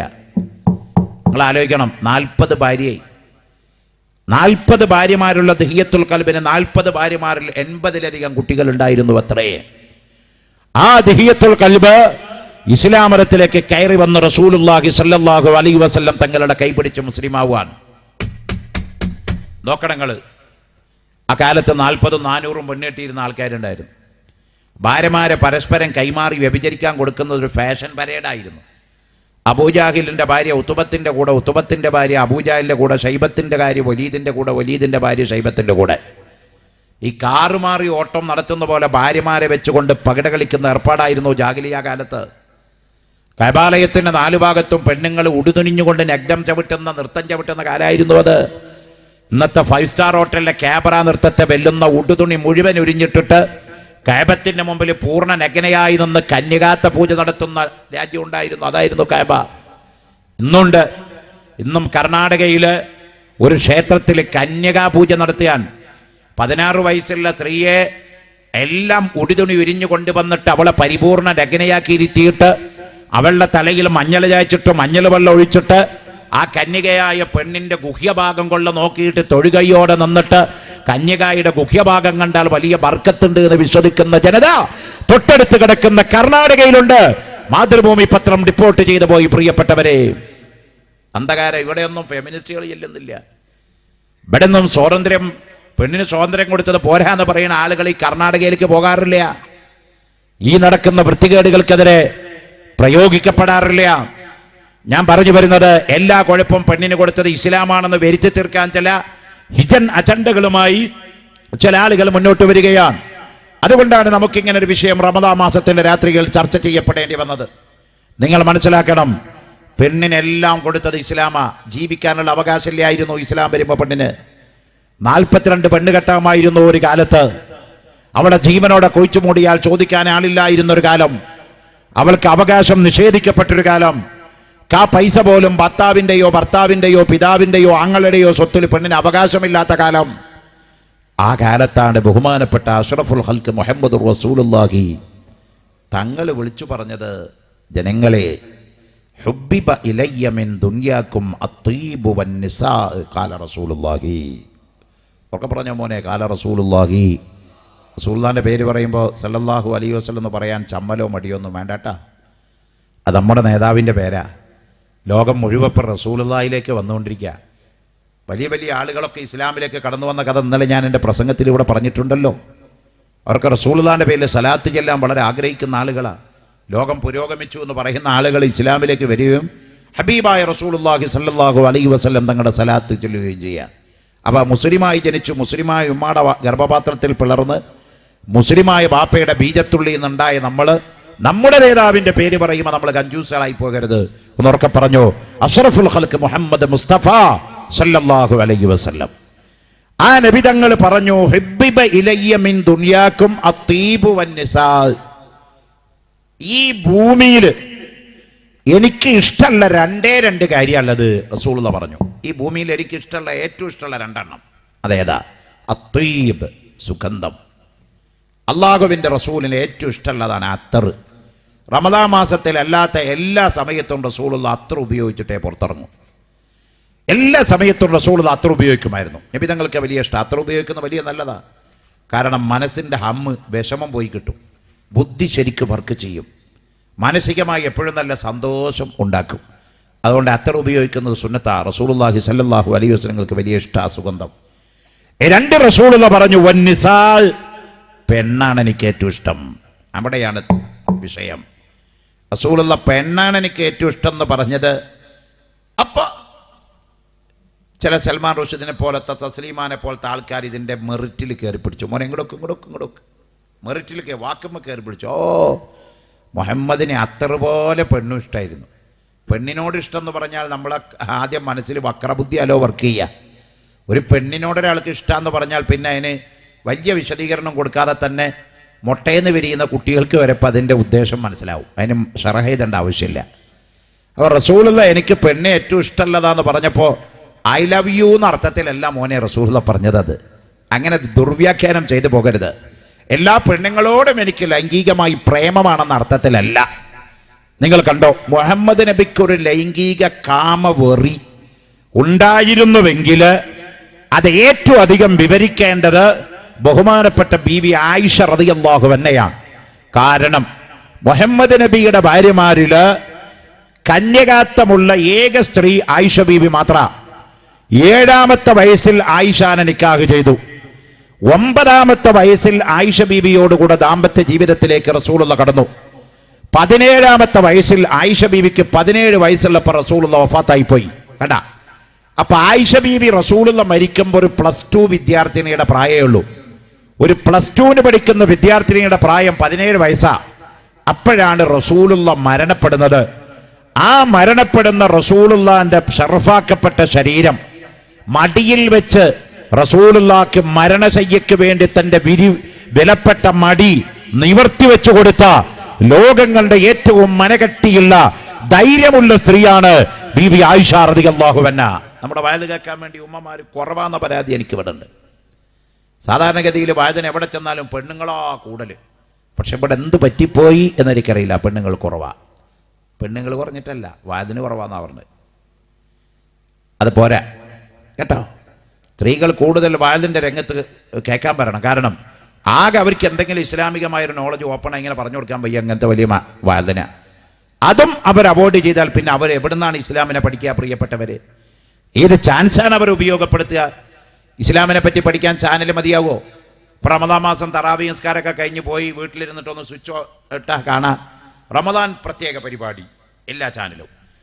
അപ്പോൾ ഇസ്ലാമിൻ്റെ കാര്യങ്ങളാവും എന്നപ്പോൾ ചർച്ച ചെയ്യാൻ പോണു. റമദാൻ ലൈലത്തുൽ ഖദർ ബദർ ഒക്കെ ആവുമെന്ന് വെച്ച് തുറന്നു നോക്കിയാൽ റമദാനായിട്ട് എന്തൊക്കെ കാര്യമാണോ അള്ളാഹും റസൂലും വിരോധിച്ചത് അത് റമദാൻ്റെ പേരിൽ നമ്മളെ നെഞ്ഞത്തേക്ക് ഇടിച്ചു കയറ്റിയ അവസാനമാണ് പറയും, ഇനി നമുക്ക് എല്ലാവർക്കും ഈ റമദാനിൻ്റെ എല്ലാ ബർക്കത്തും ഉൾക്കൊണ്ട് ഇനി അടുത്ത പരിപാടി സ്ത്രീകളുടെ ഒരു ഒപ്പന കാണാമെന്നാണ്. അത് കഴിഞ്ഞാൽ പിന്നെ പെണ്ണുങ്ങളുടെ അറവനമിട്ട് പെണ്ണുങ്ങളുടെ കോൽക്കളി, പിന്നെ ഞാൻ പറയണില്ല എല്ലാ കളിയാണ്. ഇസ്ലാമിൻ്റെ പേരിൽ വെക്കുന്ന പരിപാടി അതാ. ഒരു 4 ആയത്തോതിയിട്ട് ഖുർആനിൻ്റെ ഒരു അർത്ഥം പറഞ്ഞു കൊടുക്കാൻ ഒരു ചാനലുകാരൻ തയ്യാറല്ല. കാരണം അത് പറഞ്ഞാൽ കേൾക്കാൻ ആളില്ല, ശ്രോതാക്കളെ കിട്ടില്ല എന്നാണ് ഭാവമെങ്കിൽ അത് വിവരക്കെടാ. ഞാൻ അങ്ങോട്ട് കാട് കയറി പോകുകയല്ല. എൻ്റെ ഉമ്മമാരെ മനസ്സിലാക്കണം. ബീവി ആയിഷ റളിയല്ലാഹു അൻഹയുടെ മനക്കെട്ടി 17 വയസ്സ് പ്രായം വരുന്ന ഒരു പെണ്ണ്, മരണപ്പെടാൻ വേണ്ടി പോകുന്ന ഭർത്താവ് 63കാരനായ റസൂലുള്ളാഹി തങ്ങളെ, ലോകത്തിന്റെ നേതാവിനെ, ലോകമാകെ സൃഷ്ടിക്കാൻ കാരണഭൂതരായിരിക്കുന്ന ഏറ്റവും വലിയ മഹാനായകനെ 17 വയസ്സുള്ള സമയത്ത് വിരിമാറിൽ ചാർത്തി വെച്ചുകൊണ്ട് തന്റെ മടിയിൽ കിടത്തിക്കൊണ്ട് അസ്രായീൽ എന്ന മലക്ക് റൂഹ് പിടിക്കുന്ന സമയത്ത് അല്ലാഹുവിന്റെ റസൂലിന്റെ മുഖത്ത് നോക്കിക്കൊണ്ട് ചെഞ്ചളിപ്പില്ലാതെ സമചിത്ത കൈവിടാതെ റസൂലുള്ളാഹിക്ക് മരണശയ്യ ഒരുക്കി കൊടുത്ത ലോകങ്ങളുടെ പെണ്ണുങ്ങളുടെ നേതാക്കളിൽ ഏറ്റവും ധൈര്യമുള്ള സ്ത്രീയായ ബീവി ആയിഷത്തു സിദ്ദീഖ. ഉമ്മമാരെ, സഹോദരന്മാരെ, സഹോദരിമാരെ, ചില്ലറക്കാരത്തിയല്ല. 2500 ഹദീസ് ആയിഷ ബീബി റിപ്പോർട്ട് ചെയ്തിട്ടുണ്ട്. അതാണ് റസൂലുള്ള പറഞ്ഞത്, ആയിഷ പണ്ഡിതയാണ്, ആയിഷ പണ്ഡിതയാണ്, ആയിഷ പണ്ഡിതയാണ്. റസൂലുള്ളാഹിന്റെ വഫാത്തിന്റെ മുമ്പ് റസൂലുള്ള പറഞ്ഞു ആയിഷ പണ്ഡിതയാണ്, ആയിഷയാണ് പണ്ഡിത. റസൂലുള്ള കൊടുത്ത വരമാണ്, റസൂലുള്ള കൊടുത്ത അനുഗ്രഹമാണ്. 17 വയസ്സുള്ള ആയിഷ ലോകത്തിന്റെ പണ്ഡിതയായി, ലോകത്തിലേക്ക് ഇൽമ് സപ്ലൈ ചെയ്യുന്ന വനിതയായി. റസൂലുള്ളാഹിന്റെ വഫാത്ത് കഴിഞ്ഞതിന്റെ ശേഷം ആർക്കെങ്കിലും വല്ല മസലയിൽ തർക്കം വന്നാൽ, ആർക്കെങ്കിലും സ്വഹാബത്തിന് വല്ല സംശയം വന്നാൽ അവരോടി വന്ന് ആയിഷ ബീവിയോടാണ് സംശയം ചോദിക്കുക. കാരണം 2500-ലധികം വരുന്ന ഹദീസുകൾ, അതിന്റെ സനദടക്കം റിപ്പോർട്ട് ചെയ്ത ലോകങ്ങളുടെ ഏറ്റവും വലിയ പണ്ഡിത ബഹുമാനപ്പെട്ട ബീവി ആയിഷത്തു സിദ്ദീഖ എല്ലാം എഴുതി വെച്ചിട്ടുണ്ട്. ആയിഷ ബീവിയോട് ചോദിക്കുക മുഹമ്മദ് നബി ആരാന്ന്, കറക്റ്റായി പറഞ്ഞു വെക്കുക. മുഹമ്മദ് റസൂലുള്ളാഹിന്റെ അലൈംഗികപരമായിരിക്കുന്ന കാര്യം ഇസ്ലാം ഒന്നും മറച്ചു വെച്ചിട്ടില്ല. ഇപ്പോൾ കുറേ ആൾക്കാർ ലൈംഗിക വിദ്യാഭ്യാസം സുതാര്യമാക്കണം പറഞ്ഞിട്ട് കൊടിയും വടിയും പിടിച്ചിറങ്ങിയിട്ടുണ്ട്. പക്ഷേ ഇറങ്ങിയ പോലെ തന്നെ മാളത്തേക്ക് പോയി. കാരണം പണ്ട് ഞാൻ എൻ്റെ വിഷയത്തിൽ പെടുന്ന ഒരു സെക്ഷനായതുകൊണ്ടൊന്ന് പറയുന്നതെന്ന് മാത്രമേ ഉള്ളൂ. പണ്ട് നമ്മൾ മദ്രസയിൽ ഈ ഫിഖ് എന്ന് പറഞ്ഞിട്ടൊരു കിതാബുണ്ട്. 4ാം ക്ലാസ് മുതൽ 5, 6, 7, 8 ഉണ്ട് ഫിഖ്. ആ ഫിഖ് കർമ്മശാസ്ത്രം എന്നാണ് മലയാളത്തിലെ അതിൻ്റെ അർത്ഥം, കർമ്മശാസ്ത്രം. ആ കർമ്മശാസ്ത്രത്തിൽ നമ്മൾ ഫിഖിൽ ഉസ്താദുമാർ ഇവിടെ മദ്രസയെ പഠിപ്പിച്ചു കൊടുക്കുന്നുണ്ട് കുട്ടികൾക്ക്. അതിൽ ആൺകുട്ടികളും പെൺകുട്ടികളും ഉണ്ടാവുമല്ലോ. ഒരു പുരുഷൻ പ്രായപൂർത്തിയായതിൻ്റെ അടയാളം എന്തൊക്കെയാണ്, ഒരു സ്ത്രീക്ക് പ്രായപൂർത്തിയായി എന്നതിൻ്റെ അടയാളം എന്ത്, മെൻസസ് എന്ന് പറഞ്ഞ പിരീഡ് എന്ന് പറയുന്ന ഹൈദ് എന്ന് പറഞ്ഞ സംഭവം എന്ത്? ഒരു പെണ്ണിന് മെൻസസ് പിരീഡ് ഹൈദ് ഉണ്ടായാൽ അത് എത്ര ദിവസം വരെ ഉണ്ടാവുക? അവൾ എങ്ങനെയാണ് അതിന് ശുദ്ധിയാവുക? എങ്ങനെയാ കുളിക്കുക? ഒരു നിശ്ചിത അവധി കഴിഞ്ഞിട്ടും പെണ്ണിന് ബ്ലീഡിങ് തുടരുകയാണെങ്കിൽ അവൾ നിസ്കരിക്കണോ? അപ്പൊ ഈ ബ്ലീഡിങ് എന്ത് ചെയ്യും? ഇത്യാദി കാര്യങ്ങൾ വളരെ വ്യക്തമായി ജീവശാസ്ത്രം, ബയോളജി, ശരീരശാസ്ത്രം ലോകത്ത് വളരെ വ്യക്തമായി പ്രതിപാദിച്ച മതം ഇസ്ലാം മതമാണ്. അത് മദ്രസയിൽ ഒരു വിദ്യാഭ്യാസ പദ്ധതിയായി പ്രഖ്യാപിച്ചത് ബഹുമാനപ്പെട്ട സമസ്ത കേരള ജംഇയ്യത്തുൽ ഉലമയാണ്. ലോകത്ത് എവിടെയില്ല സംഭവം. ഇത് നമ്മുടെ മദ്രസയിൽ പഠിപ്പിക്കാൻ തുടങ്ങിയപ്പോൾ മോനെ ഇങ്ങോട്ടൊക്കെ എടമറുക് എന്ന് പറഞ്ഞൊരു സാധനം ഉണ്ടായിരുന്നു. ആളിപ്പോൾ ചത്ത് കവറിലായിപ്പോയി. എടമറുക് യുക്തിവാദികളുടെ ഓൾ ഇന്ത്യ പ്രസിഡന്റും കേരളത്തിലെ വലിയ എഴുത്തുകാരനും കേരള ശബ്ദം മാസികയുടെ ഡൽഹി കറസ്പോണ്ടന്റുമായിരുന്നു എടമറുക്. അയാൾ പറഞ്ഞു, ഈ മദ്രസയിൽ മുഴുവൻ സെക്സും തെറിയാ പഠിപ്പിക്കണേ, അതുകൊണ്ട് മദ്രസയിൽ ഈ പുസ്തകം കൊണ്ടുപോയി കത്തിച്ച് കൂമ്പാരാക്കി കളയണം പറഞ്ഞു. ആരെ? എടമറുക്. എടമറുക് ചത്തിട്ട് 8 കൊല്ലം തികയുന്നതിന് മുമ്പേ നമ്മുടെ കേരള സർക്കാർ, ഈ സർക്കാരും കഴിഞ്ഞ സർക്കാരും അതിൻ്റെ മേലത്തെ സർക്കാരും സജീവമായി ആലോചിച്ചു കുട്ടികളിൽ ലൈംഗിക ബോധമുണ്ടാക്കാൻ വേണ്ടി ഒരു പീരീഡ് ലൈംഗിക വിദ്യാഭ്യാസം കൊടുക്കാൻ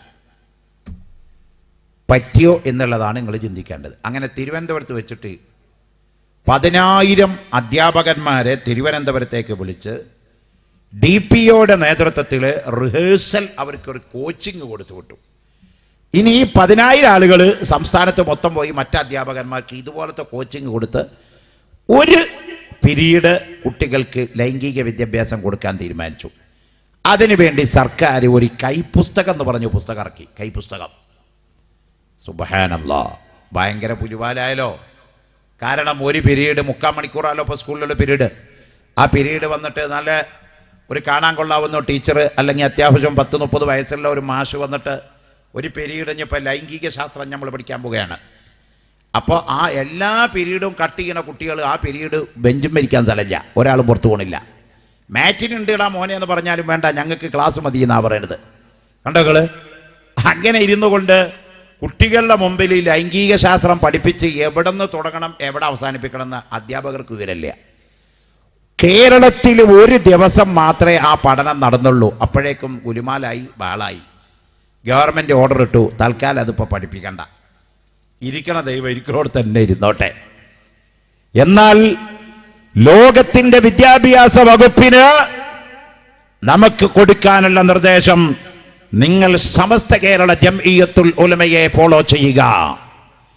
70 കൊല്ലങ്ങൾക്ക് മുമ്പ് ബഹുമാനപ്പെട്ട സയ്യിദ് വരക്കൽ മുല്ലക്കോയ തങ്ങൾ, മഹാനായിരിക്കുന്ന പറവണ്ണ മൊയ്തീൻകുട്ടി മുസ്ലിയാർ, പാങ്ങ അഹമ്മദ് കുട്ടി മുസ്ലിയാർ, നവ്വറല്ലാഹു മർക്കദഹും, മഹാനായിരിക്കുന്ന പതി അബ്ദുൽ ഖാദർ മുസ്ലിയാർ, ബഹുമാനപ്പെട്ട ഖുത്ബി മുഹമ്മദ് മുസ്ലിയാർ, മഹാനായിരിക്കുന്ന ശംസുൽ ഉലമ EK അബൂബക്കർ മുസ്ലിയാർ, കോട്ടുമല അബൂബക്കർ മുസ്ലിയാർ തുടങ്ങിയ സമസ്തയുടെ അധികായകന്മാര്, വിദ്യാഭ്യാസ വകുപ്പിന്റെ സെക്രട്ടറി ആയിരുന്ന ബഹുമാനപ്പെട്ട ബഷീർ മുസ്ലിയാർ അടക്കമുള്ള ചിന്തകന്മാർ എഴുതി തയ്യാറാക്കിയ വിദ്യാഭ്യാസ പുസ്തകമാണ് ഇന്ന് നമ്മുടെ സമസ്തയുടെ എല്ലാ സമസ്തയുടെ പുസ്തകങ്ങൾ, പാഠപുസ്തകങ്ങളിലും ഏത് വിഭാഗമായാലും അവരുടെ പുസ്തകങ്ങളിൽ പഠിപ്പിക്കുന്നത്. ലോകത്ത് ഇത്രയധികം തലേക്കല്ലന്മാരിരുന്ന് ആലോചിച്ചിട്ട് 10,000 അധ്യാപകന്മാരെ തിരുവനന്തപുരത്ത് വിളിച്ചു വരുത്തിയിട്ട് DPOയുടെ നേതൃത്വത്തിൽ ഒരു വലിയ റിഹേഴ്സൽ കൊടുത്തിട്ട് പോലും ഒരു 3/4 മണിക്കൂർ നേരം കുട്ടികൾക്ക് ലൈംഗിക വിദ്യാഭ്യാസം പഠിപ്പിച്ചു കൊടുക്കുന്നതിൽ എല്ലാ സർക്കാരുകളും പരാജയപ്പെട്ടു പോയെടുത്ത് സമസ്ത വിജയിച്ചു, ഇസ്ലാം മതം വിജയിച്ചു, സുന്നി വിജയിച്ചു. വളരെ വ്യക്തമായി ഇസ്ലാമിന്റെ ലൈംഗിക ശാസ്ത്രം പഠിപ്പിക്കുകയാണ്. വിദ്യാഭ്യാസം പഠിപ്പിക്കുന്നതിൽ ഇസ്ലാമിൽ ലജ്ജയൊന്നുമില്ല, തുറന്നു പറയും.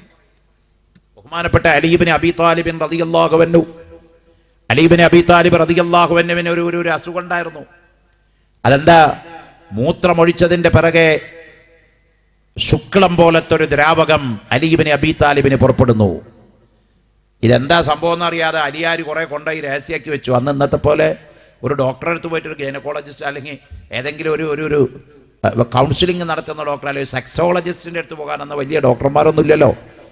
അലിയാർ കുറച്ച് ദിവസം വല്ലാതെ പേടിച്ചു പോയി. പടച്ചോനെ, എങ്ങനെ ഇത് വലിയ അശുദ്ധിയാണോ അതോ അല്ലേ, ഇത് രോഗാണോ എന്താണോ? ആരോടാ ചോദിക്കേണ്ടത്? ബഹുമാനപ്പെട്ട മുഹമ്മദ് മുസ്തഫ. മോനെ ഉറക്കെ പറഞ്ഞോ, മുഹമ്മദ് മുസ്തഫ.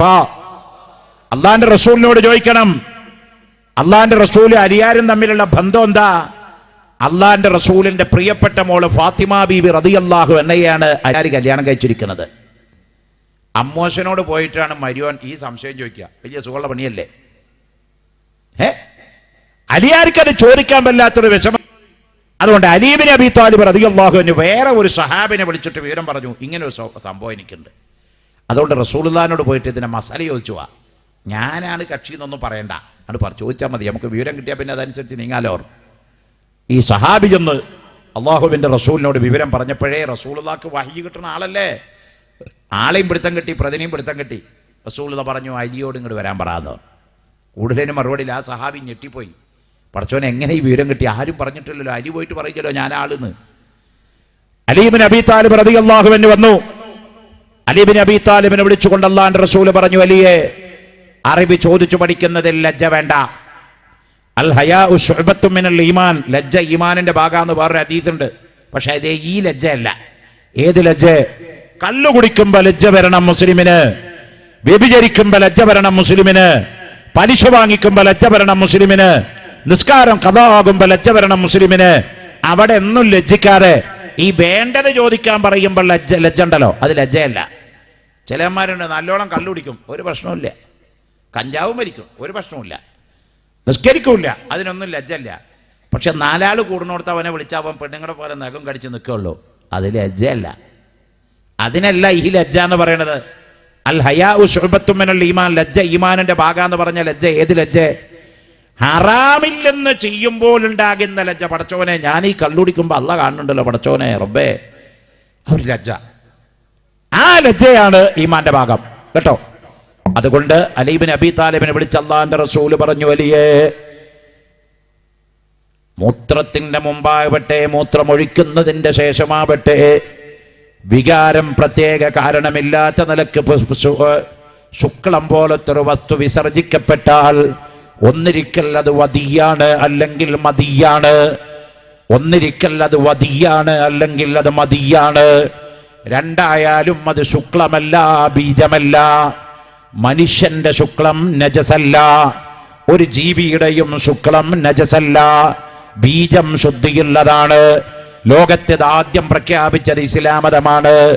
അതുകൊണ്ട് ഒരാളുടെ ബീജം മറ്റൊരാളുടെ വസ്ത്രത്തിൽ തന്നെ പറ്റിപ്പിടിച്ചാലും ആ വസ്ത്രം വെച്ചുകൊണ്ട് നിസ്കരിക്കുന്നതിൽ തെറ്റില്ല. കാരണം അത് ശുദ്ധിയുള്ളതാണ്. ബീവി ആയിഷ വളരെ വ്യക്തമായി എഴുതി വെച്ച ഹദീസ് നോക്കിയാൽ കാണാം, അല്ലാഹുവിൻ്റെ റസൂൽ മദീനയിലെ പള്ളിയിലേക്ക് നിസ്കരിക്കാൻ പോകുന്ന സമയത്ത് ഞാനും നബി സല്ലല്ലാഹു അലൈഹി വസല്ലം തങ്ങളും കൂടി ശാരീരിക ബന്ധം നടത്തിയ സമയത്ത്, ഞങ്ങൾ ഒരു സമയത്ത് കുളിച്ചു ശുദ്ധിയായ സമയത്ത് ഹബീബായ നബി തങ്ങളുടെ വസ്ത്രത്തിൽ ഒരു ചെറിയൊരു ഭാഗം ശുക്ലത്തിന്റെ കറയുണ്ടായിരുന്നു. അത് നബി സല്ലല്ലാഹു അലൈഹി വസല്ലം തങ്ങൾ ഒരു ചെറിയ വലിയുടെ തലപ്പ് കൊണ്ട് ചുരണ്ടിക്കളഞ്ഞിട്ട് അത് കഴുകാതെ നിസ്കരിച്ചു പോയല്ലോ. കാരണം ലോകം പഠിക്കണം, ബീജം നജസല്ല, ശുക്ലം നജസല്ല. അത് ലോകത്തിന്റെ മുമ്പിൽ ലജ്ജയില്ലാതെ വിളിച്ചു പറഞ്ഞ മതം ഇസ്ലാം മതമാണ്. ഇത്രമാത്രം ലൈംഗിക സുതാര്യത പഠിപ്പിച്ചൊരു മതം ലോകത്ത് വേറെയുണ്ടോ പ്രിയപ്പെട്ടവരെ? ആയിഷ ബീവി എഴുതി വെക്കുകയാണ്, അള്ളാഹുവിന്റെ റസൂലും ഞാനും തമ്മിലുള്ള സ്വകാര്യത എങ്ങനെയാണ് ആയിഷ പറയാൻ. ഒരിക്കൽ പോലും 63 വയസ്സുള്ള റസൂലുള്ളാഹി 17 വയസ്സുള്ള ആയിഷ ബീവി, ആയിഷ പറയാണ്, ഒരിക്കൽ പോലും അള്ളാന്റെ റസൂൽ എന്റെ നഗ്നത കണ്ടിട്ടേ ഇല്ല. ഞാനും റസൂലുള്ളാന്റെ നഗ്നത കണ്ടിട്ടില്ല. പെണ്ണെനിക്ക് ഏറ്റവും പ്രിയപ്പെട്ടവളാണെന്ന് റസൂലുള്ള പറഞ്ഞത് ഒരു ലൈംഗിക വികാരത്തിന്റെ പേരിലാണെങ്കിൽ 17 വയസ്സുള്ള ആയിഷയുടെ എല്ലാ അവയവവും കാണാനുള്ള എല്ലാ സ്വാതന്ത്ര്യവും അള്ളാഹുവിന്റെ റസൂലിനുണ്ട്. ഭാര്യയ്ക്ക് ഭർത്താവിനെ ആസ്വദിക്കാം, ഭർത്താവിന് ഭാര്യയെയും ആസ്വദിക്കാം. പരിശുദ്ധ ഖുർആൻ പറഞ്ഞത് ഹുന്ന ലിബാസുൽ ലക്കും വഅൻതും ലിബാസുൽ ലഹുൻ. ആ പുരുഷൻ ഭർത്താവ് നിങ്ങളുടെ വസ്ത്രമാണ്, ആ ഭാര്യ പുരുഷന്റെ വസ്ത്രമാണ്, പരസ്പരം വസ്ത്രമാണ്. എൻ്റെ വസ്ത്രം എൻ്റെ ലജ്ജയെ ആവരണം ചെയ്ത് നിൽക്കുകയാണ്. എൻ്റെ വസ്ത്രത്തിൻ്റെ അടിയിലുള്ള ലജ്ജ എൻ്റെ വസ്ത്രവും ഞാനും മാത്രമേ അറിയുന്നുള്ളൂ. അതുകൊണ്ട് വസ്ത്രത്തിൻ്റെയും ലജ്ജയുടെയും ഇടയിൽ മറയില്ലാത്തതുപോലെ ഭാര്യ ഭർത്താവിൻ്റെ വസ്ത്രവും ഭർത്താവ് ഭാര്യയുടെ വസ്ത്രവുമാണ്. അതുകൊണ്ട് ഒന്നും മറച്ചു വെക്കാനില്ല. അവിടെ എല്ലാം സുതാര്യമാണ്, എല്ലാം ഓപ്പനാണ്, എല്ലാം അനുഭവിക്കപ്പെടാനുള്ളതാണ്. എന്നിട്ട് പോലും ആയിഷ ബീവി പറഞ്ഞു വെച്ചുപോയി, അല്ലാഹുവിന്റെ റസൂൽ ഒരിക്കൽ പോലും എന്റെ നഗ്നത കണ്ടിട്ടില്ല, ഞാനും റസൂലുള്ളാഹിന്റെ നഗ്നത ഞാനും കണ്ടിട്ടില്ല. പറയുന്നതോ ബീവി ആയിഷത്തു സിദ്ദീഖ. മുഹമ്മദ് നബി ഒരു ലൈംഗിക അപവാദത്തിന്റെ ആളായിരുന്നെങ്കിൽ ആയിഷ ബീവി എഴുതി വെക്കോടായി കേട്ടോ. ഇത്രയൊക്കെ പറഞ്ഞ ആയിഷ ബീവിക്ക് അത് പറയാറുന്നില്ലേ? നബി തങ്ങൾ നല്ല വികാരമുള്ള ആളായിരുന്നു, എപ്പോഴെപ്പോഴും ലൈംഗിക ദാഹമുള്ള ആളായിരുന്നു. ആയിഷ ബീവിക്ക് പറയാൻ വല്ല മടിയുണ്ടോ? തന്റെ വസ്ത്രത്തിൽ മുഹമ്മദ് റസൂലുള്ളാഹിന്റെ ശുക്ലം പറ്റിപ്പിടിച്ചത് കഴുകാതെ അത് ഒരു ചെറിയ വടി കൊണ്ട് ചുരണ്ടിയിട്ട് നബി നിസ്കരിക്കാൻ പോയി എന്ന് ബുഖാരിയുടെ ഹദീസ് രേഖപ്പെടുത്തി വെച്ചിട്ടുണ്ടെങ്കിൽ ഇസ്ലാമിന്റെ കാഴ്ചപ്പാടായി പറയുന്നത്. ഞാൻ പറയുന്നത് നമ്മുടെ മദ്രസയിൽ ഇപ്പോഴും മോനെ ഫിഖയിൽ ഇതൊക്കെ പഠിപ്പിക്കാൻ ആർക്കെങ്കിലും പറയാൻ പറ്റിയിട്ടുണ്ടോ? ഏതെങ്കിലും ഒരു കുട്ടിക്ക് പരാതി ഉണ്ടോ? ഏതെങ്കിലും ഒരു പെൺകുട്ടിക്ക് പരാതി ഉണ്ടോ? ഉസ്താദ് വേണ്ടാത്തരം പറയാം, സെക്സ് പറയാന്ന്. തുടങ്ങുമ്പോഴേക്കും തൂറ്റിപ്പോയില്ലേ ഗവൺമെന്റിന്റെ വിദ്യാഭ്യാസ നയം? കാരണം എന്താണെന്നറിയോ നിങ്ങള്? ഇസ്ലാമിന്റെ വിദ്യാഭ്യാസം വളരെ പെർഫെക്റ്റ് ആയ വിദ്യാഭ്യാസമാണ്. ഇസ്ലാം ഒരു സമ്പൂർണ്ണ മത, ഇത് അള്ളാഹുടെ ബുദ്ധിയാണ്. മനുഷ്യന്റെ ബുദ്ധി പ്രവർത്തിച്ചോടത്തൊക്കെ കുഴപ്പമുണ്ടാവും, അള്ളാഹുവിന്റെ ബുദ്ധിയാണത്. ഞാൻ ഇത്രയും കാര്യം നിങ്ങളോട് പറയാനുണ്ടായ കാരണം പെണ്ണാര്, പെണ്ണിന്റെ ഉത്ഭവം എവിടുന്ന്, ഇസ്ലാമിന്റെ മുമ്പ് പെണ്ണിനുണ്ടായിരുന്ന സ്വാതന്ത്ര്യം എന്ത് നമ്മൾ അറിയണം. അതറിയുമ്പോഴേ ബഹുഭാര്യത്വത്തിന്റെ കാര്യം പറഞ്ഞാൽ മനസ്സിലാവും. 42 പെണ്ണ് കെട്ടിയ ദഹിയത്തുണ്ടായിരുന്നു എന്ന് ഞാൻ നേരത്തെ പറഞ്ഞല്ലോ. 100 ചില്ലാനം പെണ്ണ് കെട്ടുന്ന അറബികൾ ഉണ്ടായിരുന്നു ആ കാലത്ത്. ഒരു ലക്കും ലഗാനുമില്ല, ബെല്ലും ബ്രാക്കും ഇല്ലാതെ. ബഹുമാനപ്പെട്ട അഷ്റഫുൽ ഖൽഖ് മുഹമ്മദ് റസൂലുള്ളാഹി തങ്ങൾ ഇസ്ലാമിന്റെ പ്രചരണം നടത്തി. അള്ളാഹുവിന്റെ റസൂലിന്റെ ജനനം വന്നു, ഇസ്ലാം പ്രബോധനം തുടങ്ങി. അള്ളാഹുവിന്റെ റസൂല് പറഞ്ഞു, പെണ്ണിനോട് നിങ്ങൾ ക്രൂരത കാണിക്കാൻ പാടില്ല. പെണ്ണ് ഭർത്താവിന്റെ അടിമയല്ല. അങ്ങനെ ആരും വിചാരിക്കണ്ട, ഇവളിൻ്റെ അടിമയെ പോലെ ഇങ്ങനെ കീഴിൽ നിൽക്കേണ്ടവളാണ്, ഞാൻ പറഞ്ഞത് എന്തുവള് കേൾക്കണം, ഞാൻ പറഞ്ഞതിന് ഒരു എതിരഭിപ്രായം പറയാൻ പാടില്ല, അങ്ങനെയൊന്നുമില്ല. എന്ന് വെച്ച് ഭർത്താവിനെ അനുസരിക്കണ്ട എന്നല്ല പറയണത്. ഭർത്താവിനെ അനുസരിക്കണം ഭാര്യ. പക്ഷേ പാപ്പാനെ ആഹാനനെ പാപ്പാൻ വിരട്ടി അനുസരിപ്പിക്കുന്ന അനുസരണമല്ല ഭാര്യയും ഭർത്താവും തമ്മിലുള്ള അനുസരണം. അള്ളാഹുവിൻ്റെ റസൂല് പറഞ്ഞു, ഭാര്യയും ഭർത്താവും ഒരു നാണയത്തിൻ്റെ 2 വശങ്ങളാണ്. അവർ തുല്യമായിരിക്കുന്ന പ്രാധാന്യമുള്ളവരാണ്. സ്നേഹമായിരിക്കണം അവരുടെ മുഖമുദ്ര. ഒരു ഭാര്യയും ഭർത്താവും ഉറങ്ങുന്ന സമയത്ത് വിയോജിപ്പിന്റെ പേരിൽ 2 ഭാഗത്തേക്കും പരസ്പരം തിരിഞ്ഞു കിടക്കാൻ പാടില്ല. ഒരു ഭാര്യയും ഭർത്താവും രാത്രി ബെഡ്റൂമിൽ പോയിട്ടേ രണ്ടാളും പരസ്പരം മിണ്ടാതെ 2 ഭാഗത്തേക്ക് മിണ്ടാതെ കിടന്നുറങ്ങിയാൽ അത് വിയോജിപ്പിന്റെ പേരിലാണെങ്കിൽ ആ രാത്രി നേരം വെളുക്കുന്നത് വരെ റഹ്മത്തിന്റെ മലക്കുകള് ഭാര്യ ഭർത്താക്കന്മാരിലേക്ക് തിരിഞ്ഞു നോക്കുകയില്ല. ഖാല റസൂലുള്ളാഹി. അതേ സമയത്ത് ഒരു ഭാര്യയും ഭർത്താവും സ്നേഹത്തോടെ വളരെ സന്തോഷത്തോടെ ഒരു ബെഡിൽ പോയി പരസ്പരം ഒരു ഭാഗത്തേക്ക് ചെരിഞ്ഞ് കിടന്നുറങ്ങിയാൽ നേരം വെളുക്കുന്നത് വരെ അള്ളാഹുവിന്റെ റഹ്മത്തിന്റെ മലക്കുകള് അവർക്ക് വേണ്ടി അനുഗ്രഹം ചെയ്തുകൊണ്ടിരിക്കുമെന്ന് ഷഫീഉനാ മുഹമ്മദുർ റസൂലുള്ളാഹി. ഭാര്യയും ഭർത്താവ് ഈക്വലാണ്. പക്ഷേ ആണും പെണ്ണും സമമാണോ എന്ന് ചോദിച്ചാൽ നോ, അല്ല. ആണും പെണ്ണും 2 വർഗാണത്, 2 വിഭാഗമല്ല, 2 വർഗ. അത് സമാണോ? അല്ലാതെ മോനെ അല്ലാട്ടോ. ഇപ്പൊ ഇവിടെയുള്ള ചർച്ച ആണും പെണ്ണും സമാണെന്നാ. ആണും പെണ്ണും സമല്ല. നമ്മുടെ ചെറിയ ബുദ്ധി കൊണ്ട് തന്നെ ചിന്തിക്കായിട്ടും ആണ് ചെയ്യുന്നതൊക്കെ പെണ്ണിനും ചെയ്യാൻ പറ്റില്ല, പെണ്ണ് ചെയ്യുന്നതൊക്കെ ആണിനെ കൊണ്ടും പറ്റില്ല. പറ്റുമോ? ആണുങ്ങൾ എത്ര കണ്ട് വിചാരിച്ചാലും ഒന്ന് പ്രസവിച്ചു കൊടുക്കാൻ പറ്റുമോ? ഇനി പെണ്ണിന് ഒരു പുരുഷന്റെ ബീജെടുത്തിട്ട് സിറിഞ്ചിലെടുത്ത് കുത്തിയിട്ട് ആണിന്റെ കുടലിന്റെ ഉള്ളിലേക്ക് കയറ്റിയാലും ഗർഭം ഉണ്ടാവില്ല. കാരണം ഗർഭപാത്രമില്ല. അള്ളാഹു ആ സാധനത്തെ വെച്ചിട്ടില്ല, ഡിസ്പോസ് ചെയ്ത് കളഞ്ഞു എന്നുള്ള. ജനിക്കുമ്പോൾ തന്നെ പെണ്ണിന്റെ വയറ്റിന്റെ ഉള്ളിൽ അള്ളാഹു താല ഒരു പാത്രം വെച്ച് കൊടുത്തിട്ടുണ്ട് ബീജം സ്വീകരിക്കാൻ. അള്ളാടെ പണി ചില്ലറല്ല മോനെ. നിങ്ങൾ ആലോചിച്ചിട്ടുണ്ടോ? ഒരു തുള്ളി ശുക്ലത്തുനിന്ന് ആണും പെണ്ണും ഉണ്ടാവണത്. പിതാവിൻ്റെ ഒരു തുള്ളി ശുക്ലം ഉമ്മാന്റെ ഗർഭപാത്രത്തിൽ കടക്കുമ്പോൾ ഇത് ആണാണോ പെണ്ണാണോ എന്ന് വരച്ചിട്ടില്ല. അത് ഗർഭപാത്രത്തിൽ പോയി രൂപപ്പെടുമ്പോഴാണ് ആ ശുക്ലത്തിൽ നിന്നാണ് ഗർഭപാത്രവും മറ്റൊക്കെ ഉണ്ടാവുന്നത്. അതേ ശുക്ലത്തിൽ നിന്ന് തന്നെയാണ് ഗർഭപാത്രം ഇല്ലാത്ത പുരുഷനും ഉണ്ടാവുന്നത്. സുബ്ഹാന ജല്ല ജലാലുഹു, സുബ്ഹാന ജല്ല ജലാലുഹു. അള്ളാഹുവിനെ വാഴ്ത്തുകയല്ലാതെ എന്ത് ചെയ്യാം? അതല്ലേ ശുജായി തന്റെ സഫലെ പറഞ്ഞത്, പൊട്ടാ നീ മുൻതുള്ളി പിൻചോരക്കട്ട, പിന്നിന്ന് കാഷ്ടമോ ചുമന്നോരു കൊട്ട.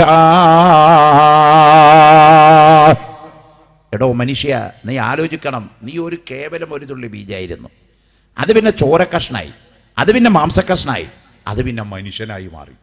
അതെന്നെ ആണാവുന്നു, അതെന്നെ പെണ്ണാകുന്നു. കണ്ടോ? അപ്പൊ ആണും പെണ്ണും സമമല്ല എന്നുള്ളത് തന്നെയാണ് ബുദ്ധിയും ഖുർആനും ഇസ്ലാമും പറയുന്നത്. ബുദ്ധിപരമായി ആണാണ് മുന്നില്, ധാർമ്മികപരമായി ആണാണ് മുന്നില്, ശരീരത്തിന്റെ അവസ്ഥ കൊണ്ട് ആണാണ് മുന്നില്. ബുദ്ധിപരമായി സ്ത്രീക്ക് കുറച്ച് കുറവുണ്ട്, ശാരീരികമായി സ്ത്രീക്ക് കുറച്ച് ബലഹീനതയുണ്ട്. ഇത് അംഗീകരിച്ചേ പറ്റൂ.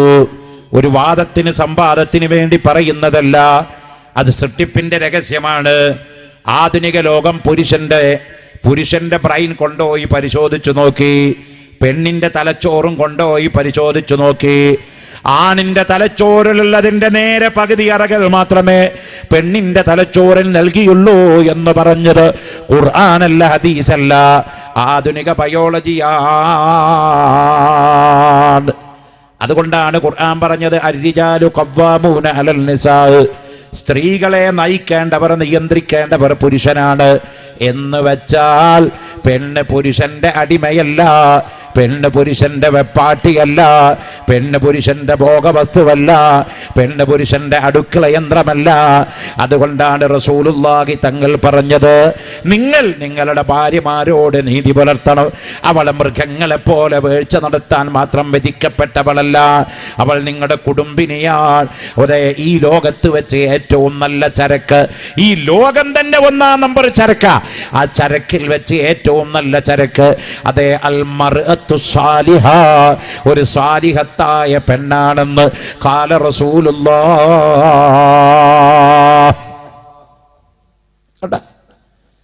ആ പെണ്ണ് ഇഷ്ടം പോലെ കെട്ടി ഇടപാട് തീർക്കാൻ ഇഷ്ടം പോലെ കെട്ടി ഒഴിവാക്കാനുള്ളതല്ല വിവാഹം.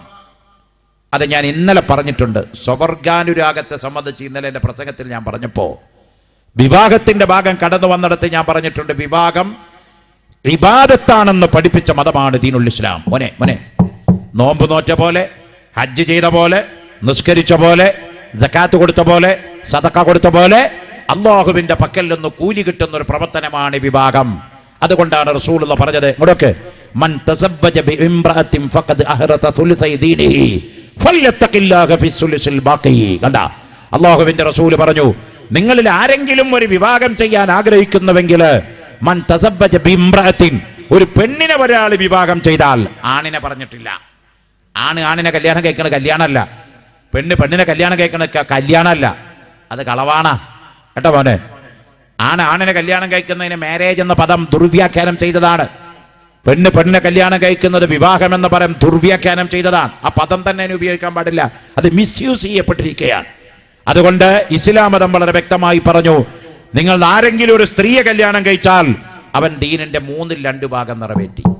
ദീനിന്റെ 2/3 ഭാഗം നിറവേറി കല്യാണം കഴിഞ്ഞാൽ. ചിലർ കഥയത് സുബ്ഹാനല്ലാഹ്, അത് ഇബാദത്താണ്. അന്നിക്കാഹു അയ്യൽ ഇബാദ ഖാല റസൂലുള്ളാഹി. ഇവിടൊക്കെ നമ്മൾ വിശദീകരിക്കേണ്ട ഒരു സബ്ജക്റ്റാണ് നിക്കാഹ് ഇബാദത്താണ്. ഇവിടുത്തെ കഥ എന്താണെന്ന് എനിക്കറിയില്ല. ഞങ്ങളുടെ നാട്ടിലൊക്കെ ഇപ്പം ഞാൻ ആ കല്യാണത്തിന് അധികം അവിടെ കൂടാറ്. ഇവിടെ അങ്ങനെ കല്യാണത്തിന് വരേണ്ട ഒരു ആവശ്യം വരുന്നില്ല. എപ്പോഴെങ്കിലൊക്കെ എവിടെയെങ്കിലൊക്കെ കൂടിയാലോ ഒന്നും മനസ്സിലാവില്ല. നമ്മുടെ മുസ്ലിം സമുദായത്തിൻ്റെ ഇടയിൽ വല്ലാത്ത ദുരാചാരവും അനാചാരവും കടന്നുകൂടിയിരിക്കുക. ഇപ്പോൾ എന്താ പറയേണ്ടതെന്നൊരു വിവരമില്ല. ഇപ്പോൾ ഇവിടെ എങ്ങനെ റൈറ്റ് എന്നറിയില്ല. ഒരു പെണ്ണ് കെട്ടണമെന്ന് വിചാരിച്ചാൽ 2 ആൾക്കാർ നേരത്തെ വരും, 3 ആൾക്കാർ പെണ്ണിൻ്റെ ഭാഗത്ത് നിന്ന് പിന്നെ വിലപേശൽ തുടങ്ങിയായി.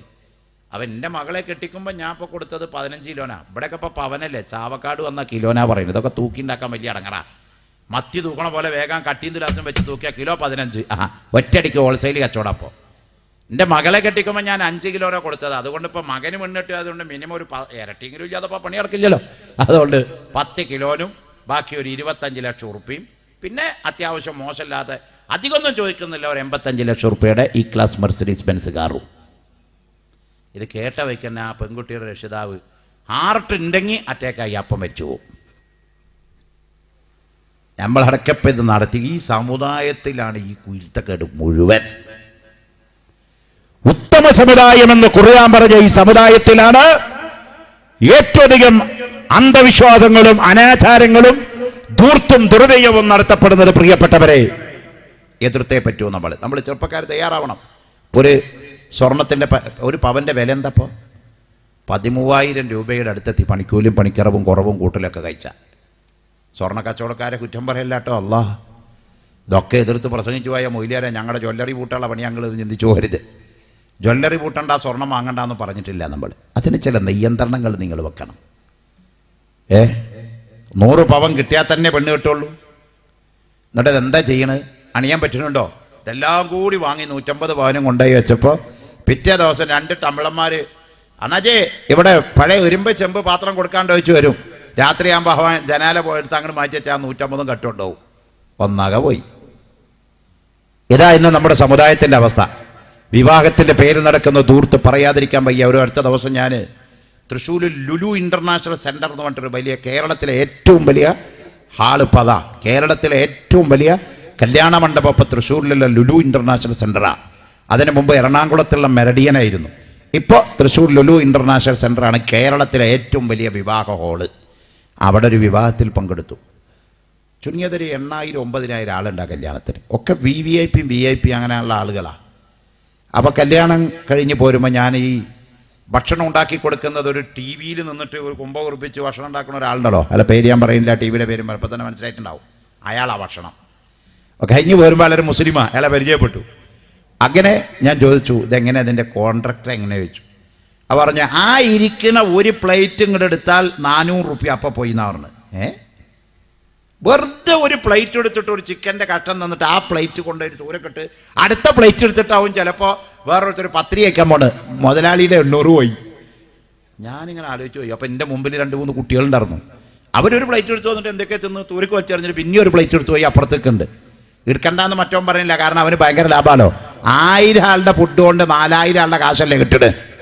കണ്ടോകള്, പെർ ഹെഡ് ഒരു പ്ലേറ്റ് എന്നൊരു 800 രൂപ വെച്ച് കോണ്ടാക്ട് കൊടുത്ത് ദൂർത്ത് ചെയ്യുന്ന സമുദായത്തിലെ പ്രിയപ്പെട്ട മുതലാളിമാരെ, അള്ളാഹു നിങ്ങൾക്ക് മാപ്പ് തരില്ല. പ്രിയപ്പെട്ടവരെ, ധൂർത്തും ദുർവ്യയം ചെയ്തവരെ അള്ളാഹു പാഠം പഠിപ്പിച്ച ചരിത്രമാണ് പരിശുദ്ധ ഖുർആൻ പറഞ്ഞത്.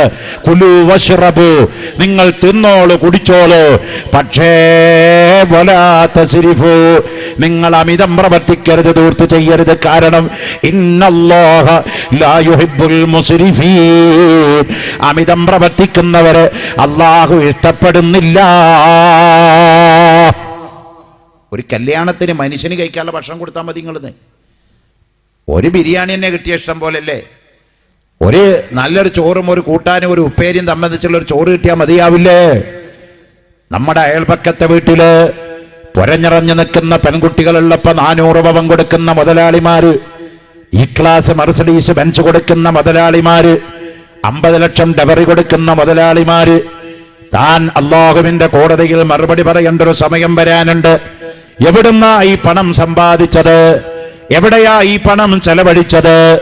റബ്ബിന്റെ കോടതിയിൽ കണക്ക് പറയാതെ വിടൂല മോനെ, വിടൂല. ഇത് സെയിൽ ടാക്സ് അല്ല, ഇൻകം ടാക്സ് അല്ല, കമേഴ്സ്യൽ ടാക്സ് അല്ല. റബ്ബിന്റെ കോടതിയിൽ പിരിക്കാൻ നിൽക്കുന്നത് മലക്കുകളാ. നമ്മുടെ നാട്ടിൽ വേണമെങ്കിൽ ടാക്സ് വെട്ടിക്കാം, ഉദ്യോഗസ്ഥന്മാർക്ക് കൈക്കൂലി കൊടുക്കാം, മേലാളന്മാർക്ക് ചില്ലറ കൊടുക്കാം. ഒരു ചാർട്ടേഡ് കണ്ണിനെ വെച്ച് കള്ളക്കണക്കുണ്ടാക്കിയിട്ട് ഗവൺമെന്റിനെ പറ്റിച്ച് കളയുന്ന ബിരുദന്മാരുണ്ടാവാം. എന്നാൽ ഇസ്ലാം മതം അതിനൊക്കെ എതിരാണോ? ഇസ്ലാം പറയുന്നത് ടാക്സ് കൊടുക്കണം എന്നാണ്.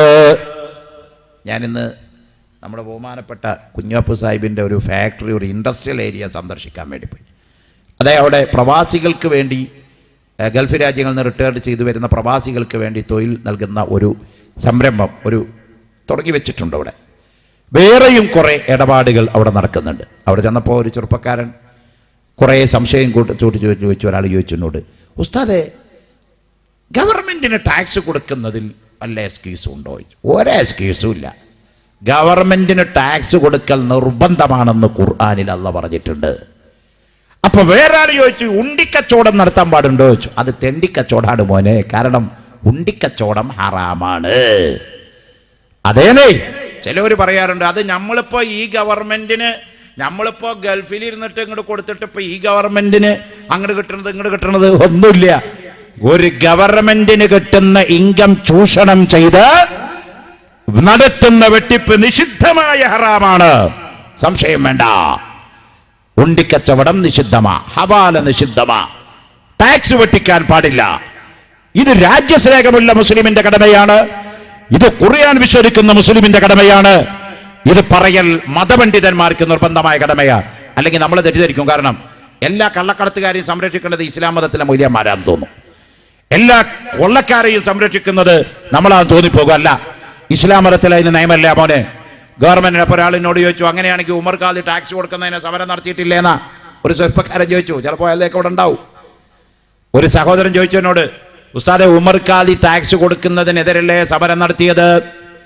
ഉമർ ഖാദി ഏത് ടാക്സാ കൊടുക്കാഞ്ഞത്? ഉമർ ഖാദി കൊടുക്കാത്ത ടാക്സ് ഏതാണ് മോനെ? ബഹുമാനപ്പെട്ട വെളിയങ്കോട് പള്ളിയിൽ മറപെട്ട് കിടക്കുന്ന ഉമറുൽ ഖാദി റളിയല്ലാഹു അൻഹു ബ്രിട്ടീഷുകാർക്കെതിരെ നികുതി നിഷേധ പ്രസ്ഥാനം നയിച്ച മഹാനാണ്. കേരളത്തിലെ സ്വാതന്ത്ര്യ സമരത്തിന് മുന്നോട്ടിറങ്ങിയ ആള് ബഹുമാനപ്പെട്ട ഉമറുൽ ഖാദിയും ചേറൂർ പട നയിച്ച മഹാനായ ഖുതുബുസ്സമാൻ, മഹാനായിരിക്കുന്ന സയ്യിദ് അലവി തങ്ങളോ, മഹാനായിരിക്കുന്ന അലി മുസ്ലിയാരും വാര്യംകുന്നത്തുമൊക്കെയാണ്. ഉമർ ഖാദി നികുതി കൊടുക്കണ്ട എന്ന് പറഞ്ഞ നികുതി ആർക്കാ? ഇന്ത്യ ഗവൺമെന്റിന് കൊടുക്കണ നികുതി അല്ല. ഈ രാജ്യത്തേക്ക് ഇംഗ്ലീഷ് ഈസ്റ്റ് ഇന്ത്യ കമ്പനിക്കാരൻ വന്നത് കച്ചവടത്തിന് വന്നവരാ. ബ്രിട്ടീഷുകാരിവിടെ കച്ചവടത്തിന് വന്ന ആൾക്കാർ പിന്നെ നമ്മളൊക്കെ അടിമകളാക്കി അവരിവിടെ ആധിപത്യം സ്ഥാപിച്ചു. ബ്രിട്ടീഷുകാരനെ പറ്റി പറയുന്നത് സൂര്യനസ്തമിക്കാത്ത രാജ്യത്തിന്റെ ഉടമസ്ഥർ എന്ന നമ്മൾ പ്രസംഗിക്കുമ്പോൾ കേട്ടിട്ടില്ലേ? സൂര്യനസ്തമിക്കാത്ത രാജ്യത്തിന്റെ ആളുകൾ. എന്താ അത്? അവിടെ സൂര്യാസ്തമിക്കലല്ലേ, ഉദിച്ചിട്ട് തന്നെ നിൽക്കുക.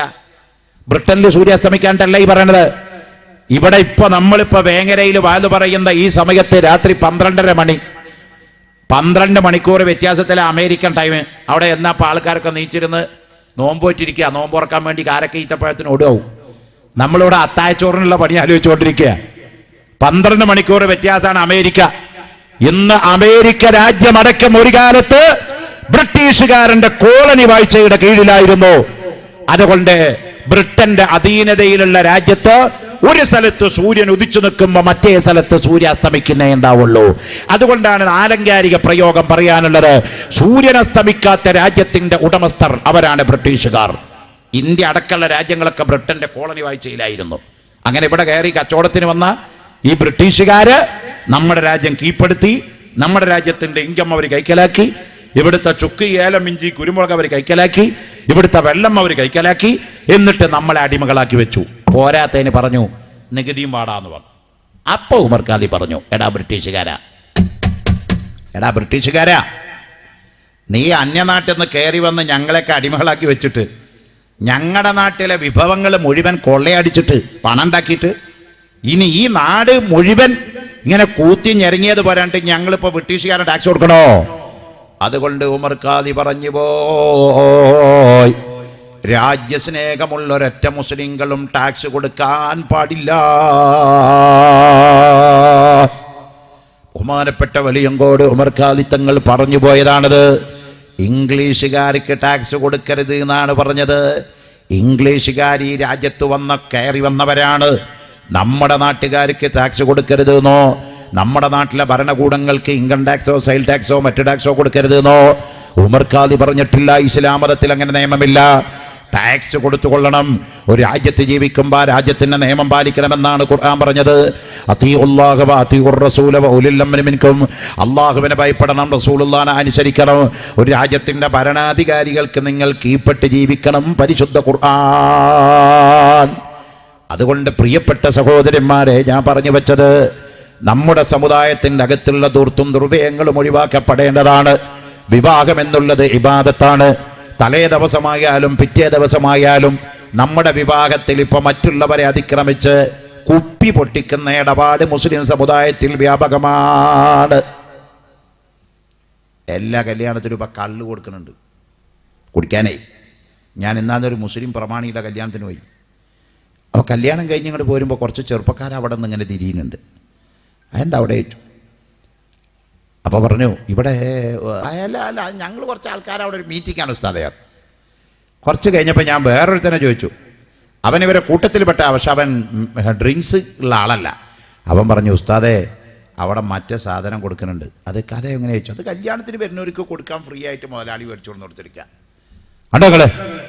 അതുപോലെ ഒട്ടുമിക്ക മുസ്ലിം സമുദായത്തിലെ കല്യാണത്തിൻ്റെ ദിവസത്തെ തലേ ദിവസം ചെറുപ്പക്കാർ മദ്യക്കുപ്പിയുടെ ലഹരിയിൽ അമരുകയാണ്.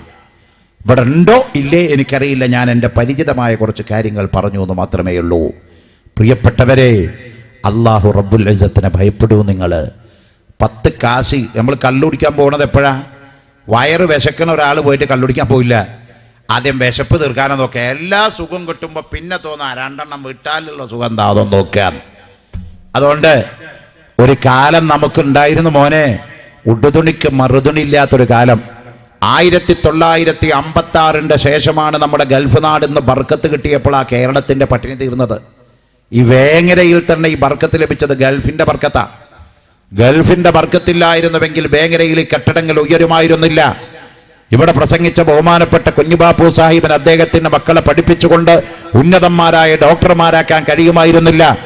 ഗൾഫ് രാജ്യങ്ങളിൽ അല്ലാഹു സമുദായത്തിന് കലവറയില്ലാത്ത ബർക്കത്ത് ലഭിച്ചപ്പോ വലിയ വലിയ പള്ളികളുണ്ടായി, മിനാരങ്ങളുണ്ടായി, വീടുകളുണ്ടായി, കാറുകളുണ്ടായി, നമുക്ക് സൗഭാഗ്യങ്ങളുണ്ടായി. അല്ലാഹു തആല തന്ന അനുഗ്രഹമാണ്, നമ്മൾ വിസ്മരിച്ചു പോകരുത്. അതുകൊണ്ട് ഞാൻ ചുരുക്കി പറയുന്നു എന്ന് മാത്രം. അതുപോലെ തന്നെ ഇപ്പതാ പല ഭാഗത്തും ഇവിടെ ഉണ്ടോ എന്നൊക്കെ അറിയില്ല, ഇവിടെ കാണുന്നില്ല, ഇഫ്താർ മീറ്റ്, നോമ്പുറപ്പിക്കൽ. അതിപ്പോൾ ഒരു പാർട്ടിയായിട്ട് കഴിക്കുക ചില ആളുകൾ.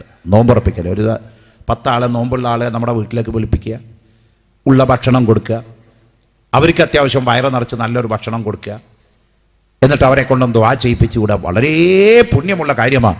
നബി സല്ലല്ലാഹു അലൈഹി വസല്ലം തങ്ങൾ പറഞ്ഞു, ഒരു നോമ്പുകാരൻ മറ്റൊരു നോമ്പുകാരനെ കൊണ്ട് നോമ്പ് തുറപ്പിച്ചാൽ ആ നോമ്പുകാരന് കൊടുക്കുന്ന പോലെ ഒരു പ്രതിഫലം ഈ നോമ്പ് തുറപ്പിച്ചവനും അല്ലാഹു നൽകുമെന്ന് ഖാല റസൂലുള്ളാഹി. പക്ഷെ അവിടെയും ദൂർത്താപ്പോ ഇഫ്താർ മീറ്റ് എന്ന് പറഞ്ഞ് വലിയ വലിയ ആൾക്കാരെയൊക്കെ വിളിച്ചു കൂട്ടുക. സ്റ്റാർ ഹോട്ടലിൽ വെച്ച് കള്ള് ബാർ അറ്റാച്ച്ഡ് എന്ന് എഴുതി കൊടുത്താണ് ഇഫ്താർ മീറ്റ് വെക്കുന്നത്. ബർക്കത്ത് തന്നെ വലിയ മലായിക്കത്ത് കണ്ടാൽ തന്നെ പറയാം അവിടെ ആകെ ബാറ അങ്ങോട്ട് കൊണ്ടാ പറയും അല്ലേ. ബാർ അറ്റാച്ചോട് ഹോട്ടലിൽ വെച്ചിട്ട് ഇഫ്താർ മീറ്റ് നടത്താൻ ഏത് ഖുർആനിലാ ഏത് ഹദീസിലാ പറഞ്ഞത്? അപ്പം ചിലർ പറയും വീട്ടിൽ അങ്ങനെ വന്നാൽ VIP കളൊക്കെ വന്നാൽ ഇരിക്കാൻ സൗകര്യം വേണ്ട. ഏത് VIP? ആരാടോ ഈ VIP?